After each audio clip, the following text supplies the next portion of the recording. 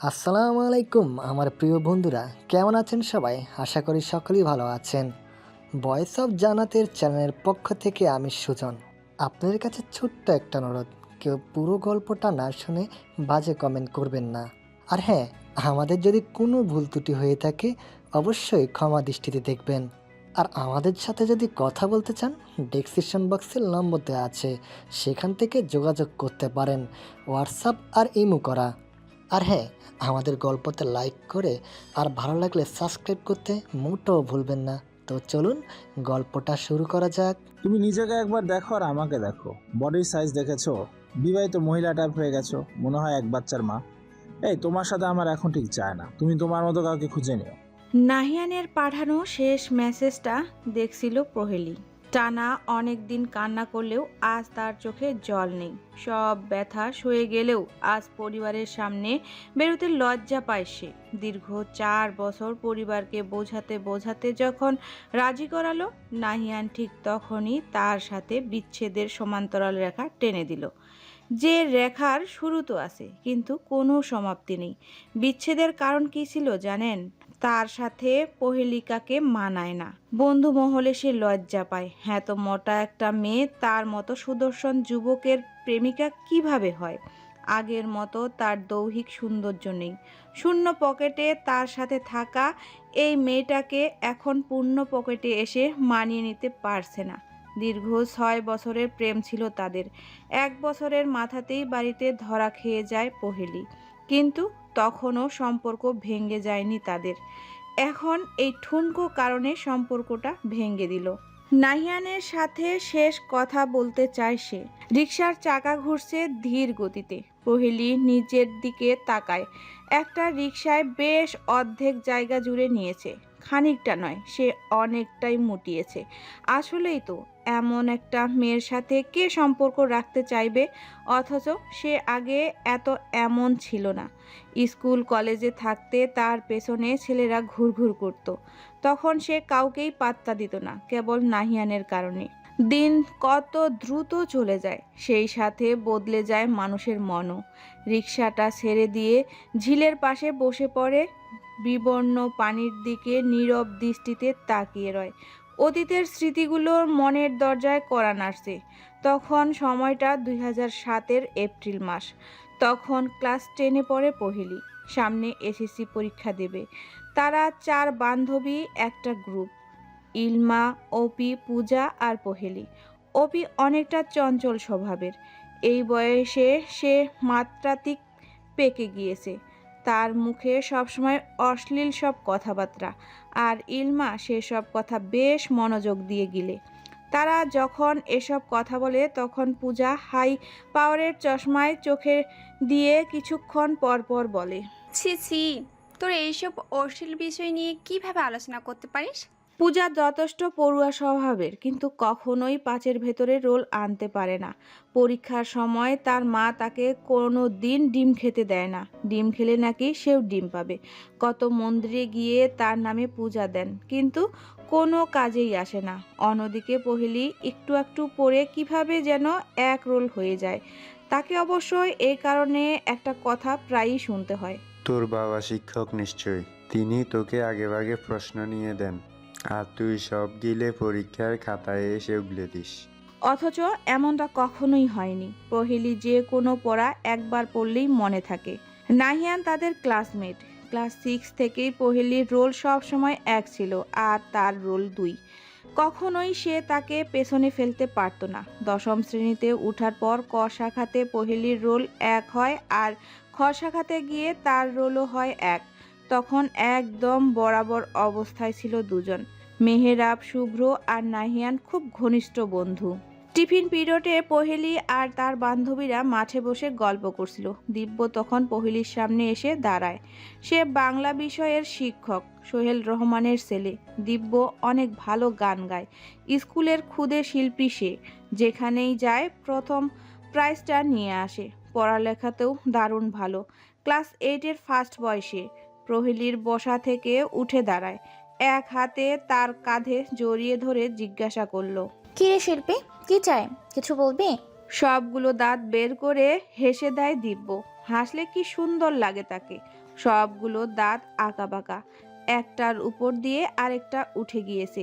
এই বয়সে চশমা পরে। আপু, এটা তোমার জন্য। একটা ঠঙ্গায় করে বাদাম এগিয়ে দেয়। অবাক দৃষ্টিতে তাকায়। দিব্যের একটা গাল টেনে জিজ্ঞাসা করলো শিল্পী। কে দিয়েছে রে এটা? সে কোনো কিছু না বলেই দৌড়ে পালিয়ে যায়। বার কয়েক পেছন থেকে ডাকলো, কিন্তু তাকে আর পায় কে। পহেলি বাদামগুলো খায় না। ফেলে দিতে চাইলে ইলমা তার হাত থেকে ছো মেরে নিয়ে নেয়। অপি বলল, তুই না খেলে কি হলো, আমাদের খেতে সমস্যা নেই। বাদামগুলো ঠিকই সবাই ভাগাভাগি করে খায়, কিন্তু সে ছুঁয়েও দেখে না। ভাবতে থাকে তাকে আবার কে বাদাম দিতে পারে, নাকি দিব্যই দিল। ছুটির পর যখন গেটে দাঁড়িয়েছিল তখন নাহিয়ান এসে জিজ্ঞাসা করে, আমার দেওয়া বাদাম নাকি তুই ফেলে দিতে চেয়েছিস? পহেলি কিছুটা অবাক হয়। যে ছেলের সাথে আজ অব্দি ভালো মতো কথাই হয়নি, সে কেন তাকে বাদাম পাঠালো। তুই কেন আমাকে বাদাম দিলি, আর আমি কেন সেটা খাবো? বলেই উত্তরের অপেক্ষা না করে হাঁটতে শুরু করে। সে তার পেছনে পেছনে সাইকেল নিয়ে আসে। কিছু দূর এসে বলে, দেখ প্রহেলি, আমি তোকে পছন্দ করি মানে ভালোবাসি। আরও একবার ধাক্কা খায়। হাঁটা থামিয়ে দিয়ে ইচ্ছে মতো গালমন্দ করে সেদিনের মতো চলে যায়। কিন্তু তখনও জানতো না তার পাগলামি কতটা বাড়তে থাকবে। তারপর থেকে সে প্রতিদিন তার পিছু পিছু আসতে লাগে, কখনো বন্ধু বান্ধব নিয়ে, কখনো একা একা। এমনকি ছুটির দিনের বিকেল বেলাতেও তাকে তাদের বাড়ির সামনে দেখা যায়। বান্ধবীরা এটা নিয়ে প্রতিদিন মজা করত। বোর্ডের কোনায় পহেলির নামের সাথে প্লাস দিয়ে তার নাম লিখে দিত। যে ব্রেঞ্চে বসতো সেই ব্রেঞ্চেও লেখা থাকতো, আই লাভ ইউ প্রহেলি। একসময় পুরো ক্লাস জেনে যায় নাহিয়ান তাকে ভালোবাসে। তাদের মধ্যে কিছু একটা চলছে, কিন্তু তখনও কিছুই শুরুই হয়নি। স্যারের কাছে বিচার দিলে তাকে ডেকে এনে জিজ্ঞাসা করা হয়। সে তখন বলে, স্যার, আমি এসব করিনি। কে বা কারা এসব করেছে কিছুই জানি না। কোনো বিচার হয় না নাহিয়ানের। ক্লাসের সবাইকে সাবধান করে দেওয়া হয়, তারপরও এসব থেমে থাকে না। প্রথম প্রথম বিরক্ত লাগলেও ধীরে ধীরে তারও এসব ভালো লাগতে শুরু করে। সব বান্ধবীর বয়ফ্রেন্ড আছে, কেবল তারই নেই। বড় ক্লাসের ছেলেদের সাথে সম্পর্ক এক একজনের, এটা ভাবতেই আরও খারাপ লাগা শুরু করে। হুট করে সিদ্ধান্ত নিয়ে বসে সেও প্রেম করবে। ভেবে ভেবে একটা চিরকুট লেখে। চিরকুটে লিখে দেয়, আই লাভ ইউ নাহিয়ান। চিরকুট লিখতে দেখে নেয় পূজা। স্লান গলায় তাকে বলে, দেখ প্রহেলি, তুই অনেক ভালো স্টুডেন্ট, এই বয়সে এইসব করিস না, তোর বাবা জানতে পারলে অনেক সমস্যা হবে। পূজাকে থামিয়ে দিয়ে ইলমা বলে, তুই তোর মায়ের খুকি হয়ে আছিস বলে কি সেও থাকবে? একদম বাধা দিবি না, তুই গিয়ে ফিডার খা, ওর এখন অন্য কিছু খাওয়ার সময় এসে গেছে। প্রহেলি, তুই চিরকুট দিয়ে পাঠা, আমরা সাথে আছি। পূজার কথায় দ্বিধায় পড়ে গেলেও ইলমার কথায় আবারও মনোবল ফিরে পায় সে। এই কাজ অপি ছাড়া কাউকে দিয়ে করাতে পারবে না। চিরকুটটা অপির হাতে ধরিয়ে দেয় নাহিয়ানকে দেওয়ার জন্য। অপি এমনইভাবে তৈরি হয়ে যেন সে কোনো রণক্ষেত্রে যাচ্ছে। ইলমা হাসি আটকানোর চেষ্টা করে। অপিকে নাহিয়ানের ক্লাসের দিকে পাঠিয়ে তারা তিনজন আড়ালে দাঁড়িয়ে দেখতে লাগে। পহেলির বুক ধড়ফড় করছে। চুপচাপ দাঁত দিয়ে হাতের নখ খুঁটতে লাগলো। নাহিয়ানের হাতে প্রথম প্রেমের প্রথম চিরকুট। তার চোখ মুখে প্রাপ্তির আনন্দ। এই খুশি সে কথাই লুকাবে। সম্পূর্ণ স্কুল খুঁজে বেড়ায় পহেলিকে, কিন্তু কোথাও পায় না। সে ওয়াশরুমে লুকিয়েছিল তখন। নাহিয়ানের চোখের আড়ালে থেকে সে সর্বক্ষণ লজ্জা আর ভয়ে অপূর্ব এক মিশ্রণের ভেতরে বয়ে যাচ্ছে। ছুটির পর আর নিজেকে লুকাতে পারে না। মাঝে রাস্তায় আসতেই ধরে ফেলে তাকে। নাহিয়ান সাইকেলে পহেলির পাশাপাশি চলছে। সেদিন থেকে শুরু হয় তাদের প্রেম কাহিনী। প্রতিদিন নাহিয়ান তাকে এভাবেই বাড়ির সামনে এনে পৌঁছে দেয়। নাহিয়ানের নিজের একটা নোকিয়া মুঠোফোন ছিল, কিন্তু পহেলির বাবা তাকে তখনও মোবাইল দেয়নি। তার মতে অল্প বয়সে মোবাইল হাতে দিলে বাচ্চা কাচ্চা নষ্ট হয়ে যায়, পড়ালেখারও ক্ষতি হয়। কিন্তু পহেলি তাদের নাকের নিচে লুকিয়ে মায়ের ফোন থেকে প্রতিদিন নাহিয়ানকে SMS করে। সুযোগ পেলেই মিসড কল দেয়। নাহিয়ান তখন কল দেয়, ফিসফিস করে কথা বলে। স্কুলের ভেতরে চিরকুট আদান প্রদান করতে থাকে। এই চিরকুট আদান প্রদানের মাধ্যম প্রহেলির দিক থেকে অপি আর নাহিয়ানের দিক থেকে দিব্য। আজ নাহিয়ান পহেলিকে দেখা করতে বলেছে। স্কুলের পেছনে কলপারের উপর পাশে নিবদ্ধ জায়গাটা। নাহিয়ান এসে অপেক্ষা করছে সামনে পুকুরের মতো একটা ডোবা। ক্লাস ফাঁকি দিয়ে পহেলি দেখা করতে চলে যায়। এই প্রথম তারা এতটা কাছাকাছি এসেছে। একটুখানি কথা শুরু করতেই ক্লাস শেষের ঘন্টা শোনা যায়। দ্রুত উঠে চলে যায় দুজন। ক্লাস থেকে হুড়মুড়িয়ে ছাত্রছাত্রী বেরোতে থাকে। কোনো রকমে বেঁচে যায় দুজন। সেদিন থেকে শুরু হয় তাদের ক্লাস ফাঁকি দিয়ে দেখা করা। গল্প খুনসুটিতে ভালোই সময় কেটে যায়। ওখানে তাদের কত শত স্মৃতি জড়িয়ে আছে। প্রেমের যত সুখ ছিল সব অনুভব করছে এই জায়গায়। গা ঘেঁষে বসে হাত ধরা ছিল তাদের ভালোবাসার প্রথম ছোঁয়া। সামান্য হাত ধরতেই থরথর কাঁপছিল নাহিয়ান। প্রহেলি তো চোখ তুললে তাকায়নি, তবুও পেছনে উৎসাহ দিচ্ছে বন্ধুরা। ইংরেজি স্যার আসেনি আজ, ক্লাস হচ্ছে না। বেঞ্চের উপরে মেহেরাব, শুভ্র আর নাহিয়ান বসে আছে। শুভ্র তো নাহিয়ানকে জিজ্ঞাসা করলো, কত দূর এগোলো মামা? সুমাটোমা খাইছিস নাকি? না রে, হাত ধরলেই ভয় লাগে। সুব্রত হাসতে হাসতে মেহেরাবের গায়ে ঢলে পড়ে, যেন কোনো কৌতুক শুনিয়েছে তাকে। মেহেরাব আবার এইসবে কিছুতেই নেই, শান্ত শিষ্ট ছেলে, মেয়েদের মতো লজ্জা পায়। তাদের দুজনের থেকে বেশ খাটো সে, যার কারণে সবাই তাকে ট্যাবলেট বলে ডাকে। কিরে ট্যাবলেট, তুই লজ্জা পাচ্ছিস কেন? তোর আর ইহকালে প্রেম হবে না। বলেই সুব্রত মেহেরাবের মাথার চুল এলোমেলো করে দেয়। কিছু বলে না মেহেরাব, আপন মনে চুল ঠিক করতে লেগে যায়। এদিকে নাহিয়ান সুব্রতের কথা মতো পহেলিকে চুমু খাওয়ার প্রস্তুতি নিচ্ছে। প্রথম ধাপে হাত ধরে কিছুটা এগিয়েছে, সাহস খানিকটা বেড়েছে, যেহেতু সে তাকে বাধা দেয়নি। চুমু খেলেও আপত্তি করবে না, এই সুযোগটা কাজে লাগাতে হবে। ছুটির আর এক পিরিয়ড বাকি। শেষের ক্লাসটা বাংলা দ্বিতীয়। পহেলির বাবা নেন। নাহিয়ান পানি খাওয়ার কথা বলে বেরিয়ে যায়। পহেলির ক্লাসের বাইরে এসে জানালা দিয়ে উকিঝুঁকি দিচ্ছে। অপির এমনিতেও ক্লাসে মন বসে না, সারাক্ষণ এদিকে সেদিকে তাকায়। বাইরে নজর যেতেই নাহিয়ানকে দেখে। প্রহেলি বেঞ্চের ওপর প্রান্তে বসে আছে, মাঝখানে পূজা আর ইলমা। অপি ইলমাকে ইশারা করে দেখালো। ইলমা পহেলিকে গুতা দিয়ে বাইরে দেখিয়ে বলল, দেখ, তোর আশিক বাইরে দাঁড়িয়ে আছে। বাইরে দৃষ্টি যেতেই দেখলো নাহিয়ান এক গাল হাসি মুখে জানালার আড়ালে দাঁড়িয়ে। ইশারায় তাকে কলপারে যেতে বলে। এদিকে ক্লাস শেষ হওয়ার আর বেশিক্ষণ বাকি নেই। এই সময় কেন দেখা করতে ডাকছে কে জানে, তবুও সে ওয়াশরুমে যাওয়ার কথা বলে ক্লাস ছেড়ে বেরিয়ে যায়। কলপারে যেতেই নাহিয়ান তার একটা হাত ধরে টান দিয়ে সামনে দাঁড় করায়। এক হাতে কোমর জড়িয়ে তাকে কাছে টেনে নেয়। প্রহেলির চোখ জোড়া ক্ষুদ্র হয়ে আসে, হৃৎপিণ্ডে ধুকভুকানি বেড়ে যায়। কপালের ছোট ছোট চুলগুলো গুজে কানের পেছনে। ধীরে ধীরে মুখটা এগিয়ে নেয়। উষ্ণ নিঃশ্বাস এসে গালের উপরে পড়ছে। আলতো করে চুমু খায় গালে। কোনো কিছু বুঝে উঠতে পারে না প্রহেলি, জায়গাতেই যেন জমে গিয়েছে। আচমকা চর বসিয়ে দেয় তার গালে। নিজেকে ছাড়িয়ে দ্রুত চলে আসে সেখান থেকে। শরীর কাঁপছে তার, কপালে ঘাম জমেছে।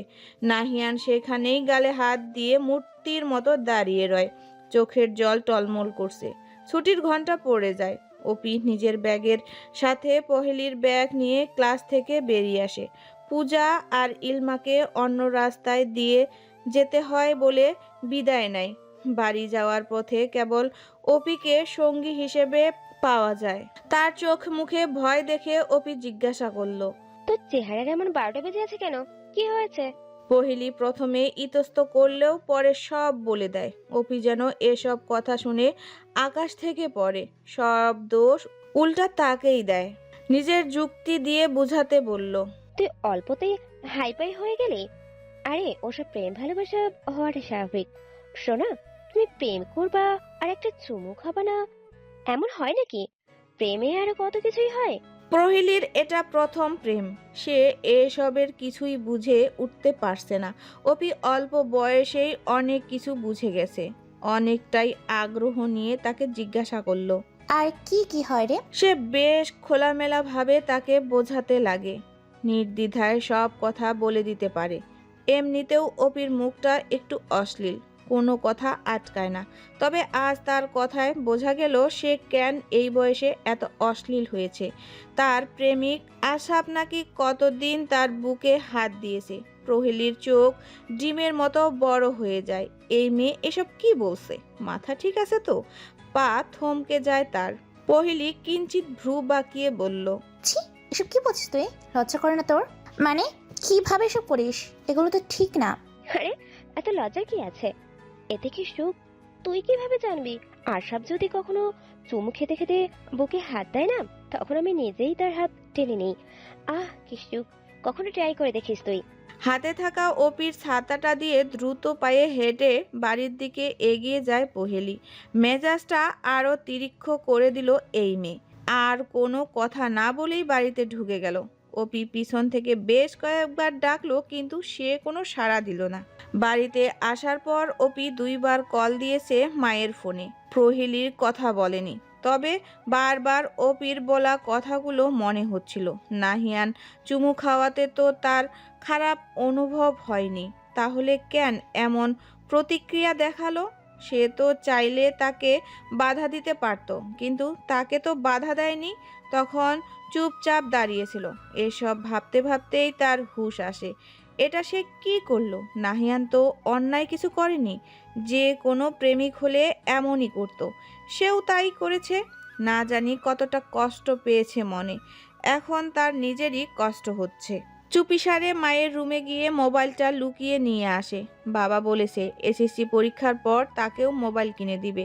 সামনের মাসে তাদের প্রি টেস্ট পরীক্ষা। এসএসসিতে তাদের জিপিএ 5 পেতে হবে, নয়তো মোবাইল পাওয়ার স্বপ্ন ভুলে গেলেই উত্তম। বেশ কয়েকটি মেসেজ করে কল দেয় নাহিয়ানকে। রিসিভ করে হ্যালো বলতেই প্রহেলির মা ফোনটা টান দিয়ে নিয়ে নেয়। গলা শুকিয়ে পানিশূন্য হয়ে আসে। ভয়ে হৃৎপিণ্ড বেড়ে যায়। আজকের দিনটা তার এতটা খারাপ না গেলেও পারত। ভয়ে বুক ধুকবুক করছে প্রহেলিকার। কান দিয়ে যেন গরম ধোঁয়া বের হচ্ছে। কপালে বিন্দু বিন্দু ঘাম জমেছে।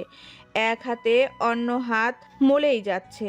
মোবাইল কানে লাগাতেই টুট শব্দ করে লাইনটা কেটে যায়। অপর পাশে কে ছিল তা আর বোঝা যায় না। কতক্ষণ ধরে মোবাইল খুঁজে পাই না, তোর খালাকে কল দিব। আর তুই এখানে কার সাথে কথা বলিস? পহিলির মা আফরা খাতুন ঝাঁঝালো কণ্ঠে বললেন। পহিলি ইতস্ত করে বলল। ইলমার সাথে কথা বলছিলাম, ও আজকে আমার খাতা নিয়ে গেছে, কাল যেন নিয়ে আসে সেটাই বলে দিলাম। আফরা খাতুন ক্ষুদ্র চোখে একবার তাকিয়ে চলে যায়। প্রহেলি যেন জমের বাড়ির দরজা থেকে ফিরে এলো। স্বস্তির নিঃশ্বাস ফেলে এবারে বেঁচে গেল। তাই এই প্রথম মায়ের সাথে মিথ্যা কথা বলল। প্রথম প্রেম তাকে মিথ্যা বলতে শিখিয়ে দিল। না জানি এরপর আর কি বাকি আছে। সারা রাত পহেলি ঘুমাতে পারে না। কেবল সকাল হওয়ার অপেক্ষায় করছে কখন রাত শেষ হবে আর কখন তার প্রিয় মানুষটিকে দেখতে পারবে। কিন্তু রাত যেন লম্বা হতে থাকে। অপেক্ষার প্রহর আর ফুরাই না। সারা রাত জাগার কারণে ভোরবেলা চোখ জুড়ে ঘুম নেমে আসে। মায়ের ডাকে চোখ খুলে তাকায়। ঘড়িতে তখন 9:40। কোনো রকম তৈরি হয়ে স্কুলের জন্য বেরিয়ে পড়ে। সকালের নাস্তাটাও করে যায় না। স্কুলে এসে দেখে জাতীয় সঙ্গীত শুরু হয়ে গিয়েছে। লুকিয়ে গেটের ভেতর দিয়ে ঢুকে ব্যাগটা কাঁধে থেকে নামিয়ে ঘাসের উপরে রেখে সরাসরি একদম পেছনে দাঁড়ায়। তার চোখ জোড়া কেবল নাহিয়ানকেই খুঁজছে। নাহিয়ান সবার সামনে দাঁড়িয়ে। পহেলি কমন রুমে যেতেই ইলমা আর পূজা টেনে কোনায় নিয়ে যায়। অপি স্কুলে এসে তাদের গতকালের ঘটনা বর্ণনা করে দিয়েছে। ইলমা তার একটা হাত ধরে মৃদু স্বরে জিজ্ঞাসা করলো, তুই তো হারামি রে, প্রেমের মিষ্টি খেয়ে হজমও করে নিলি আর কিছুই বললি না। কেন? আমি বললে কি তুইও খেতে পারতি? তুই চুপ থাকতো ইলমা। দেখ প্রহেলি, আমি আগেই বলছি এইসব প্রেমে ট্রেমে যাস না। দেখলি তো কেমন লুচ্চা ওই নাহিয়ান। সুযোগে কাল তোকে চুমু দিয়েছে আর শরীরের অন্য কোথাও হাত দেবে। বোঝার চেষ্টা কর, এইসব করার বয়স না এটা। আমার মা বলে। ইলমা পূজার সামনে 2 হাত জোর করে বলল। ও হে সরস্বতী মাতা, থামেন আপনি। অপি পূজার একটা বেনি টেনে দেয়। আঘাত পেয়ে মাথায় হাত দেয় সে। অপি পহেলির কাঁধে হাত রেখে বলল, পূজার কথায় কাঁদিস না তুই। ও তো তার মায়ের খুকি এখনো, মায়ের কথা ছাড়া পা ফেলে না। নাহিয়ানের চেহারাটা দেখেছিস? মুখটা কেমন লাল করে রেখেছে। আজকে তার রাগ ভাঙা গিয়ে, না হলে পরে সমস্যা বেড়ে যাবে। প্রহেলি কেবল নীরবে শুনে যায়। কোনটা ঠিক কোনটা ভুল কিছুই বুঝতে পারছে না। পূজা আরো একবার ইশারায় সাবধান করে দিচ্ছে তাকে। প্রথম ক্লাস গণিত, বোর্ডে অঙ্ক করিয়ে বুঝিয়ে দিচ্ছে স্যার। সেদিকে মনোযোগ নেই পহেলির। খাতায় কি সব আঁকিবুকি করছে। স্যারের নজর পড়ে সেদিকে। অঙ্ক বুঝিয়ে দিতে দিতে তার পাশে এসে থেমে যান। প্রহেলিকা দাঁড়াও। হকচকিয়ে দাঁড়িয়ে যায় পহেলি। একমাত্র গণিত স্যার তার পূর্ণ নাম ধরে ডাকেন। এছাড়া তাকে আর কেউ প্রহেলিকা বলে ডাকেন না। আমি কোন অনুশীলনের কত নাম্বার অঙ্ক করাচ্ছি বলো দেখি। গলার পানি শুকিয়ে এসেছে। একটুও মনোযোগ দিয়ে শুনেনি। এখন কি করবে সে? তার সামনের বেঞ্চে বসেছিল পূজা। হাতের ইশারায় বারবার দেখাচ্ছে তাকে। প্রহেলির বুঝতে সময় লাগে না। অপ্রস্তুত গলায় বলল, স্যার 9.2 এর অঙ্ক করছে। কথায় আটকাতে না পেরে মনোযোগী হতে বলে স্যার নিজের জায়গায় ফিরে যান। পূজা মাথাটা তার দিকে হেলিয়ে ফিসফিস করে বলল, তুই এই প্রেমে জড়িয়ে লেখাপড়ার ক্ষতি করছিস। তা নিশ্চয় তোকে বুঝাতে হবে না। এমন চলতে থাকলে তুই নিশ্চয় ফেল করবি পরীক্ষায়। হাতে বেশি সময় নেই। অপি পহেলিকে টেনে নিয়ে বলে, নিজে প্রেম করে না বলে হিংসে করছে তোর ওপর। তুই ওর কথায় কান্দিস না।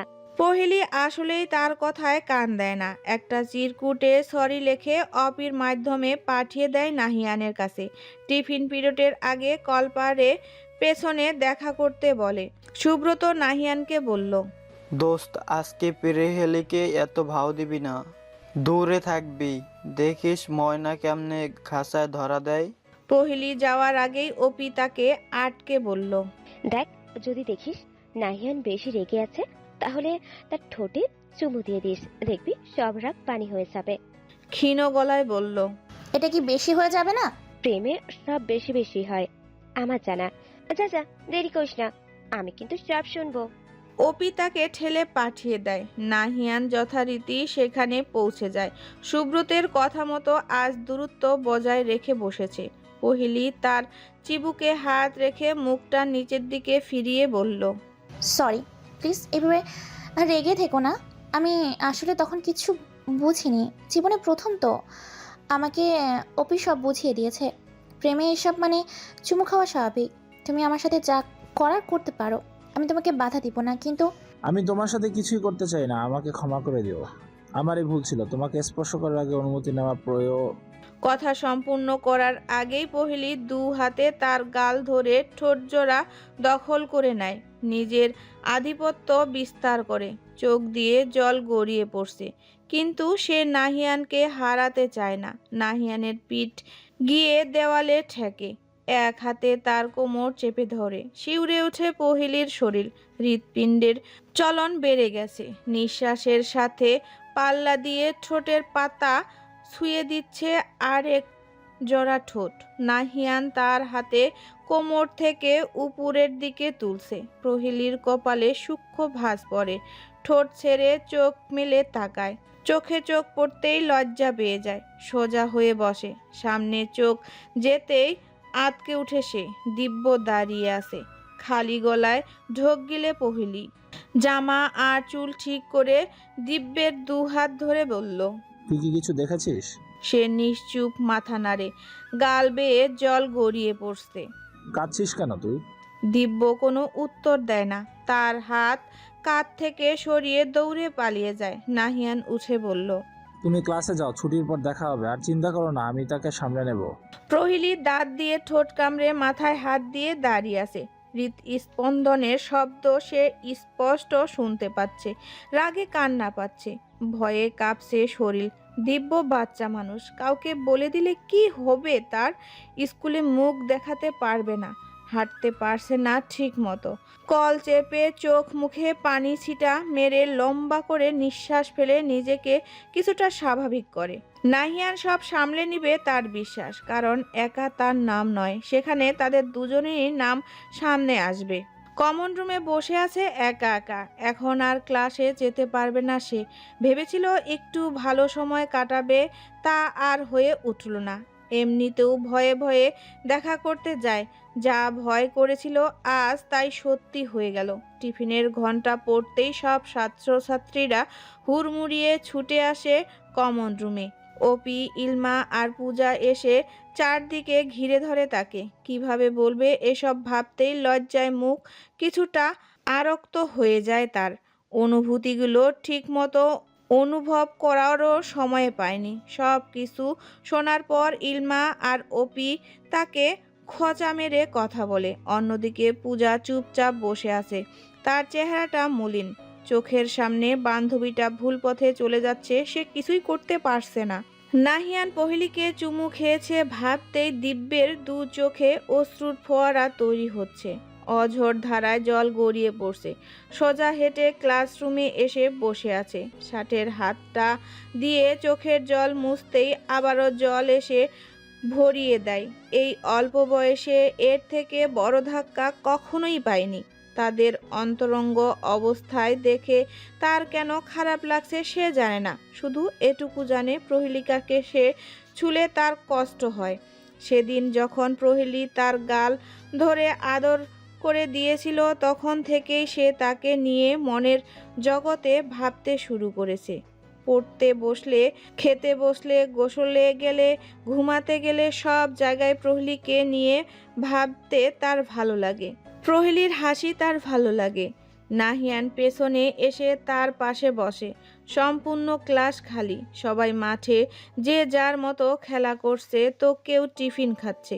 ভয়ে বুক 3 বারে ফু দিয়ে বলল, দিব্য, কি হয়েছে তোর? ওখান থেকে এভাবে পালিয়ে আসলি কেন? কোনো উত্তর দেয় না দিব্য। কপট অভিমানে খানিকটা সরে যায় সেখান থেকে। নাহিয়ান আবার বলে, দেখ, তুই যা দেখেছিস ওটা আসলে একটা খেলা ছিল। আমি খেলা জিতে গেছিলাম, তো তাই তোর প্রহেলি আপু আমাকে মারছিল। বিশ্বাস না হলে তাকে জিজ্ঞাসা করে দেখিস। চোখ তুলে তাকায় সে, 2 হাতে চোখের জল মুছে জিজ্ঞাসা করে, সত্যি খেলা ছিল? নাহিয়ান হাস্যসূচক সায় দিয়ে বলল, আচ্ছা শোন, এই কথা যেন আর কেউ না জানে, আমাদের মাঝেই সিক্রেট থাকো, কেমন? আমি তোকে কাল চকলেট খাওয়াবো। দিব্য ক্লাস থেকে বেরিয়ে যায়, তার চোখ প্রহেলিকে খুঁজছে। কমন রুমের বাইরে আসতেই দেখলো প্রহেলি বসে আইসক্রিম খাচ্ছে। দিব্য বাইরে থেকে আওয়াজ দেয়, প্রু আপু। প্রহেলি আইসক্রিম হাতে দ্রুত বেরিয়ে আসে, দিব্যের হাত ধরে এক কোণে নিয়ে যায়। উদ্বিগ্ন গলায় বলল, তখন তুই এভাবে পালিয়ে গেলি কেন? আপুর কথাটা শুনে যেতি, কত করে ডাকলাম। আচ্ছা শোন, তোর নাহিয়ান ভাইয়া কিছু বলেছে তোকে? দিব্য দুলিয়ে নড়ে বলল, বলেছে আমিও ওই খেলা খেলতে চাই। খেলা? খেলা, যে খেলা জিতলে তুমি আমাকে ওইভাবে আদর দিবা। চোখের মণিজোড়া বড় ক্ষীণ হয়ে আসে তার। কি খেলার কথা বলে এই ছেলেকে এভাবে এখানে পাঠিয়ে দিল? প্রহেলি দিব্যর দিকে কিছুটা ঝুঁকে বলল, তুই এতটুকুন একটা বাচ্চা ছেলে আমার কোপরে এসে পড়িস? তুই কি পারবি আমার সাথে খেলায়? দিব্যের মুখটা মলিন হয়ে আসে, একবার প্রহেলির দিকে তাকায়, আরেকবার নিচের দিকে। আসলেই সে তো পারবে না। গোমরা মুখে চলে যাচ্ছিল। প্রহেলি মুখ টিপে হাসে, পেছন থেকে ডাক দেয়, এই যে শিল্পী সাহেব, শুনে যাও। দিব্য কয়েক কদম এগিয়ে মাথা তুলে তাকায় প্রহেলির দিকে। প্রহেলি ঝুঁকে এসে এক হাতে তার 2 গাল চেপে ধরে। চাপিচ্ছি, কোনো খেলা ছাড়াই আজকে তুই জয়ী বলে তার একটা গালে আলতো করে চুমু খায়। মুহূর্তেই দিব্যর মুখে হাসি ছড়িয়ে যায়।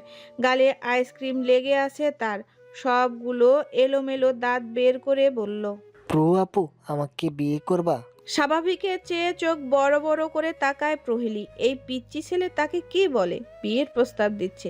প্রেমের প্রস্তাব দিলেও না হয় মেনে নেওয়া যেত, সোজা বিয়ের প্রস্তাব। তার একটা গাল টেনে ধরে বলল, ওরে বুড়ো ছেলে রে, আমায় বিয়ে করবি? তা বিয়ে করে খাওয়াবি কি? কেন, আমি যা খাই তা খাবে? আচ্ছা, তোর মা তো তোকে বসায় বসায় খাওয়ায়, আমাকে কি বসায় বসায় খাইয়ে দিবে? এবার বেশ চিন্তিত দেখায় তাকে। সাহস করে বলল, আচ্ছা, আমি তোমাকে নিজের টাকা খাওয়াবো, আমার ব্যাংকে অনেকগুলো টাকা আছে। আর ওগুলো শেষ হয়ে গেলে কিভাবে খাওয়াবে? আমাকে শপিং করার টাকায় কই পাবে? আমাকে ঘুরতে কিভাবে নিয়ে যাবে? কিছুক্ষণ নিচের দিকে তাকিয়ে থেকে দিব্য বলল, আমি যদি বাবার মতো চাকরি করি তবে বিয়ে করবে? এখন তো আমার মানিব্যাগে অনেক অনেক টাকা থাকবে, সব তোমায় দিয়ে দিব। প্রহিলীর মিহি হাসির শব্দে অবাক দৃষ্টিতে তাকিয়ে রইল দিব্য। এক গুচ্ছ এলোমেলো চুল দিব্যের কপালে এসে চোখ ঢেকে দিচ্ছে। প্রহেলী তার চুলে ফু দিতেই ঢেউ খেলে গেল। ক্ষণকাল চোখ বন্ধ করে আবার তাকায়। প্রহেলী ক্ষীণ গলায় বলল, তার জন্য তো ক্ষুদের শিল্পীকে অনেক বড় হতে হবে, অনেক পড়াশোনা করতে হবে, তারপর আমার বাবার কাছে বিয়ের কথা বলতে হবে। আমি ততদিন পর্যন্ত তোর মানি ব্যাগ নেওয়ার অপেক্ষায় থাকবো। ঠিক আছে তো? এবার খুশি? দ্রুত মাথা ঝাঁকিয়ে তার খুশির বহিঃপ্রকাশ করলো। চুলগুলো আবারও এলোমেলো হয়ে গেল তার। এক দৌড়ে কিছু দূর গিয়ে আবার ফিরে এসে বলল, প্রো আপু, সত্যি অপেক্ষা করবা তো? এই যে আমার ছুঁয়ে কথা দাও। পাগল ছেলে, এই যে আমার শিল্পীকে ছুঁয়ে কথা দিলাম। এক গাল হেসে বলল। দিব্য ছুটে চলে যায় মাঠে খেলতে। ক্রিকেট খেলার বেশ আকর্ষণ তার। মাঝে মধ্যে মনে হয় বড় হয়ে পাক্কা ক্রিকেটার হবে। প্রহেলী হাসি মুখে কমন রুমের দিকে পা বাড়ায়। দিব্যের কথা সবার কাছে বলে হাসাহাসি করে, কিন্তু পরের দিন থেকে স্কুলে দিব্যকে আর দেখতে পাওয়া যায় না। তার এক বন্ধুকে জিজ্ঞাসা করে জানতে পারে দিব্যের বাবা তাকে বয়েজ স্কুলে ভর্তি করে ওখানের হোস্টেলে পাঠিয়ে দিয়েছেন। কেন জানি কিছুটা ব্যথিত হয় প্রহেলী। খুব আদর করত দিব্যকে হয়তো তাই, কিন্তু কিছুদিন পর তা আবারও ঠিক হয়ে যায়। দিব্যের কথা আর মনে হয় না তার। মানুষ এমনই স্বার্থপর ধরনের।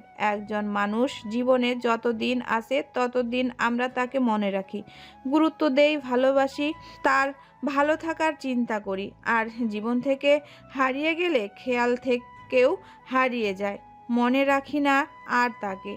তবে হ্যাঁ, ক্ষণকালের জন্য স্মৃতির পাতায় কখনো সখনো উকি দিয়ে যায় তাদের কথা। প্রি টেস্ট পরীক্ষার কোনো রকম পাশ করে গেলেও টেস্ট পরীক্ষায় প্রহেলীর রেজাল্ট যথেষ্ট খারাপ আসে। গণিতে টেনে টুনে 40 মার্ক পেয়েছে। তার বাবা শামসুল গাজী প্রাইভেট শিক্ষকের সাথে কথা বলে জানতে পারে প্রহেলিকা নিয়মিত টিউশনি পড়তে যাচ্ছে না, ফাঁকি দিচ্ছে। মায়ের উত্তম মাধ্যম খাওয়ার পর তার বাবা তাকে ডেকে এনে জিজ্ঞাসা করেন, তোমার থেকে তো এমন রেজাল্ট আশা করিনি, এমন হওয়ার কারণ কি? সে কাঁদো কাঁদো কণ্ঠে জানায়, এই স্যারের কাছে আমার পড়া হচ্ছে না, আমি বুঝি না ওনার কাছে, অন্য স্যার হলে হয়তো পারবো। তার কথা মতো শিক্ষক বদলে দেওয়া হয়, কিন্তু সেখানেও একই অবস্থা থাকে। টিউশনি ফাঁকি দিয়ে স্কুলের বাইরে নাহিয়ানের সাথে দেখা করতে লাগে। কত না আবেগী মুহূর্ত কাটায় দুজনে।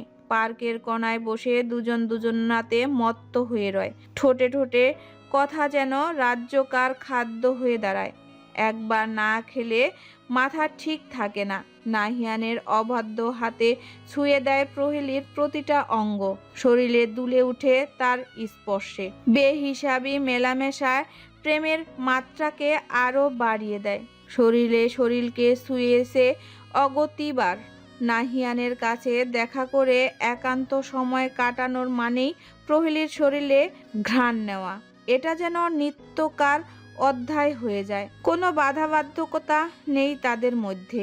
স্কুলে ঢুকতেই অপি প্রহেলীর পা থেকে মাথা পর্যন্ত তাকায়, এপাশ ওপাশ ঘুরে কাঁধে হাত রেখে বলল, কিরে, তোর বুকটাকে কি নাহিয়ানের যুদ্ধক্ষেত্র বানিয়ে ফেলি নাকি? সাইজ দেখছি দিনে দিনে বেড়ে যাচ্ছে, খুব হাত চলে না? তোর মুখ কখনো ভালো কথা আসবে না, তাই না? আমাদের মধ্যে অতটা গভীর সম্পর্ক নয় যে যেখানে সেখানে হাত চলবে সে। প্রহেলীর কণ্ঠে বজ্রপাতের ন্যায় আঘাত করে। এইভাবে যেতে গেলি কেন? সত্য কথা হজম হয় না, তাই না? শোন, আমার এসবে অভিজ্ঞতা আছে বুঝলি। এই অবধি 3-3টে প্রেম করেছে। কোন ছেলে কেমন তা দেখলেই বুঝতে পারি। সব ছেলেরা এত সাধু নয়। নাহিয়ান তো অবশ্যই নয়। প্রহেলি আর কোনো উত্তর দেয় না, হনহনিয়ে তার সামনে দিয়ে চলে যায়। অপি তার যাওয়ার পানে কিছুক্ষণ তাকিয়ে থাকে। অপি যখন প্রথম প্রেম করে তখন সে 8-এ ছিল।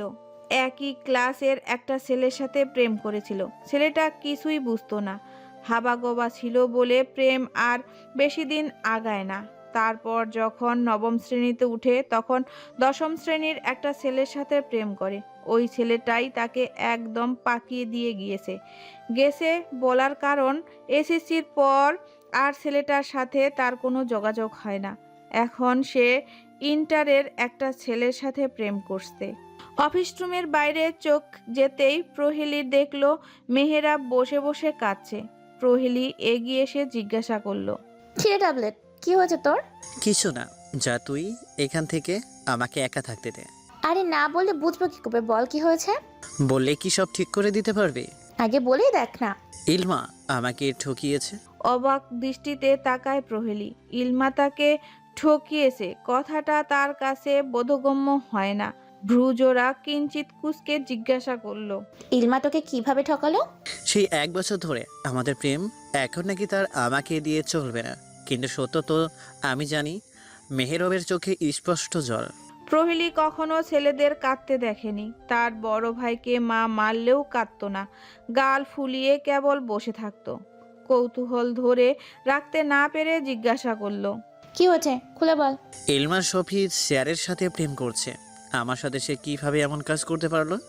আমাদের এতদিনের সম্পর্ক সে নিমিষেই ভেঙে দিল। মেহেরাবের ইলমার প্রেম ছিল অথচ কেউ টেরই পায়নি। বিষয়টা ভেবে বেশ অবাক হয় প্রহেলি। সান্ত্বনা দেওয়ার মতো কোনো কথা খুঁজে পায় না সে। তাদের প্রেমটা কেবল চিরকুটেই সীমাবদ্ধ ছিল। যাওয়া আসার পথে একে অন্যকে চিরকুট দিয়ে যেত। কখনো সরাসরি কথা হতো না, সব কথা চোখে চোখেই হতো। না ছিল শরীরে ছুঁয়ে দেওয়ার কোনো চাহিদা, আর না ছিল মুখ ফুটে ভালোবাসার শব্দ শোনার আকাঙ্ক্ষা। কিছু তৃষ্ণা মেটাতে কাছে আসার প্রয়োজন হয় না, দূর থেকেই মিটিয়ে নেওয়া যায়। এসএসসি পরীক্ষাতে কোনো রকমে এ গ্রেড পেয়ে পাশ করে প্রহেলিকা। এদিকে নাহিয়ান, পূজা, ইলমা A+ পায়। অপি আর সুব্রত এ পেয়ে পাশ করে যায়। অন্যদিকে 2 রোল নাম্বার থাকা সত্ত্বেও মেহেরাব একটা বিষয়ে ফেল করে ফেলে। তার পেপার রিচেক করানো হয়, কিন্তু ফলাফল একই থাকে। 15 বছরে দাড়ি কুলাঙ্গার হয়ে কিভাবে মেট্রিক পরীক্ষায় ফেল করলি তুই? পড়ালেখা কি মন ছিল? থাকলে তো ফেল করতি না। বদমাস ছেলেপেলের সঙ্গ ধরে নষ্ট হয়েছিস। আমার মান সম্মান আর কিছুই বাকি রাখিসনি। এত টাকা আমি তোর পিছনে খরচ করে আজ কি পেলাম? আর পরীক্ষা দেওয়াবো না তোকে। রমিজের ওয়ার্কশপে গিয়ে কাজ শিখ। 2 টাকা রোজগার করলে বুঝবি বাপের টাকায় কেমন উড়াইছিস। বাবার বলা কথাগুলো বারবার মেহেরাবের কানে বাজছে। ছাদের উপর দাঁড়িয়ে এক ধ্যানে তাকিয়ে আছে আকাশের দিকে। জীবনটাকে বড় মূল্যহীন মনে হচ্ছে তার। পাখির মতো উড়াল দিলেই তো সব ঠিক হয়ে যাবে। মা বাবার মান সম্মান আর টাকা খরচ নিয়েও ভাবতে হবে না। পৃথিবীর মানুষ তাকে ভালোবাসে না, মা বাবা ভালোবাসে না তাকে, ইলমাও ভালোবাসে না। ভালোবাসা এক মহামূল্যবান জিনিস, যা সবার কপালে জুটে না, যার ফলস্বরূপ কেউ কেউ মরে গিয়ে বেঁচে যায়, আর কেউ কেউ বেঁচে থেকেও প্রতিদিন অগতিতভাবে মরে যায়। মেহেরাব মরে গিয়েছে। বেঁচে যাওয়ার সিদ্ধান্ত নিয়ে আকাশে মুক্ত পঙ্খী হয়ে উড়াল দিল, কিন্তু তার গন্তব্য আকাশে নিয়ে গেল না, বরং মাটিতে আছড়ে ফেলল। সবাই যে যার পছন্দের কলেজে ভর্তি হয়। ব্যাঘাত ঘটায় প্রহলির বাবা। শামসুল গাজী নিজ শহর ঢাকা ছেড়ে চট্টগ্রাম শহরে একটা স্কুলের হেডমাস্টার হয়ে যোগদান করেন। পরিবারকে এই শহরে একা রেখে যাওয়া অনুচিত মনে করে হয় তার কাছে। কিছুদিনের মধ্যে পরিবারকেও নিয়ে যেতে চান তিনি। প্রহেলিকে সেখানেই একটা কলেজের ইন্টারে ভর্তি করিয়ে দেন। শহর ছেড়ে যাওয়ার আগে নাহিয়ানের সাথে দেখা করতে চায়। মায়ের মোবাইল এনে কয়েকবার কল দেওয়ার পর রিসিভ করে নাহিয়ান। নাহিয়ান কল রিসিভ করে তীক্ষ্ণ কণ্ঠে বলল, এতবার কল দেওয়ার কি আছে? আমি সমস্যা থাকতে পারি না? একটু তো ধৈর্য রাখা উচিত। সময় পেলে কল দিতাম আমি। তড়িঘড়ি করে সে বলল, নাহিয়ান, আমি অনেক ভয় পাচ্ছি। তুই কই? বাবা হুট করে আমাকে নিয়ে যাওয়ার কথা বলছে। আমি তোকে ছাড়া থাকতে পারবো না। প্লিজ কিছু একটা কর, না হয় আমাকে নিয়ে পালিয়ে যা। আচমকা মোবাইলটা কান থেকে টান মেরে নিয়ে নেন আফরা খাতুন। প্রহেলি কান দিয়ে গরম ধোয়া বের হচ্ছে। বিছানায় ছিটকে গিয়ে পড়ে। কখন গালে চর পড়েছে বলতেই পারেনি। এত জোরে চর সে তার এই বয়সে কখনোই খায়নি। কিছু বলার আগেই চুল ধরে টেনে তুলে আফরা খাতুন গলা চেপে ধরে বলল, ঘর ছেড়ে পালিয়ে আমাদের মান ইজ্জত নষ্ট করবি তুই? এত বড় সাহস কি করে হলো তোর? তোর মতো নষ্ট মেয়েকে আমি কিভাবে আমার গর্বে ধরলাম? কপালে হাত দিয়ে বিছানায় বসে যান। মেয়ের এমন কাজের কথা কখনো ভাবেনি, তিনি কল্পনাও করেনি। নাক টেনে টেনে কাঁদছে প্রহেলি। চোখের জল গাল ভিজিয়ে দিচ্ছে বারবার। হেসকি তুলছে থেমে থেমে। আফরা খাতুনের গাল বেয়ে জল গড়িয়ে পড়ছে। একমাত্র মেয়েটা তাদের মান ইজ্জত ডুবাতে লেগেছে। মায়ের কান্নার আওয়াজ শুনে কতক্ষণে প্রহেলির বড় ভাই প্রান্ত ছুটে আসে। আফরা খাতুন একা একাই বলছে, হায় আল্লাহ, কি পাপ করছিলাম যে এমন করলা আমার সাথে? এ বয়সে যদি এমন করিস তাহলে আর একটু বড় হলে তো তুই না জানি কি করবি। তোর বাপ শুনলে হার্ট অ্যাটাক করে মরবে। এমন কুলক্ষণা মেয়ে কেন জন্ম দিলাম খোদা? প্রান্ত মায়ের সামনে হাঁটু ভাঁজ করে বসে জিজ্ঞাসা করলো, কি হয়েছে আম্মু? কি করেছে প্রহেলি? এমন বলতেছো কেন? তোর আদরের বোন কোন বদমাশ ছেলের সাথে পালিয়ে যেতে চায়? মা, নাহিয়ান মোটেও বদমাইশ ছেলে নয়। প্রহেলি কথাটা বলে থামার আগেই প্রান্ত আরেকটা চর বসিয়ে দেয়। মায়ের সামনে নির্লজ্জের মতো দাঁড়িয়ে কথা বলছিস কিভাবে তুই? বেয়াদব কোথাকার! আর একটা কথা বলে টুকরো করে নদীতে ভাসিয়ে দেব।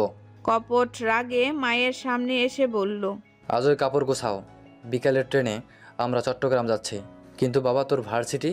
আমি টিসি নিয়ে নিব এসে, তুমি এসবের চিন্তা করো না। প্রহেলির কান্না শব্দ বেড়ে যায়। প্রান্তের পা ধরে ফ্লোরে বসে বলল, ভাইয়া এমন করিস না। নাহিয়ানকে আমি অনেক ভালোবাসি। আমি পালিয়ে যাব না, কথা দিচ্ছি। আমাকে যাওয়ার আগে শেষবার দেখা করতে দে প্লিজ ভাইয়া, তোর পা ধরছি। প্রান্ত একটা ধাক্কা দিয়ে রুম থেকে বেরিয়ে যায়। পেছনে পেছনে ছুটে যেতে চাইলে আফরা খাতুন তার হাত ধরে বলেন, আরে রুম থেকে একদম বের হতে পারবি না তুই। এই জিনিসপত্র গুছিয়ে নে, না গোছালে সব আগুন লাগিয়ে জ্বালিয়ে যাব। বাহির থেকে দরজা বন্ধ করে দিয়ে যান। মায়ের কাছে অনুনয় বিনিময় করে কিন্তু কোনো কাজ হয় না। দরজায় ধাক্কা ধাক্কি করে একটা সময় ক্লান্ত হয়ে নিচে শুয়ে পড়ে প্রহেলি। কাঁদতে কাঁদতে চোখের জলও যেন শুকিয়ে এসেছে। দরজা একটু ফাঁক করে একটা প্লেটে দুপুরের খাবার আর পানি দিয়ে যান আফরা খাতুন। বিকাল 3টায় ট্রেনে বের হবেন, তৈরি হওয়ার জন্য বলে যান। খাবারের দিকে তাকিয়ে রয় কিছুক্ষণ। খুব ক্ষুধা লেগেছে, কিন্তু খাবার গলা দিয়ে নামবে না তার। মনের ক্ষুধার কাছে পেটের ক্ষুধা হার মানে। পানি খেয়ে সোজা হয়ে বসে কাপড় গোছাতে লেগে যায়। নাহিয়ানের জন্য একটা চিঠি লিখে যাওয়ার সময় অপির হাতে দিয়ে যান। চট্টগ্রামের সীতাকুণ্ড শহরে পেরিয়ে কিছুটা দূরে ছোট্ট একটা দুতলা বাসায় উপরতলায় ভাড়া নেন শামসুল গাজী।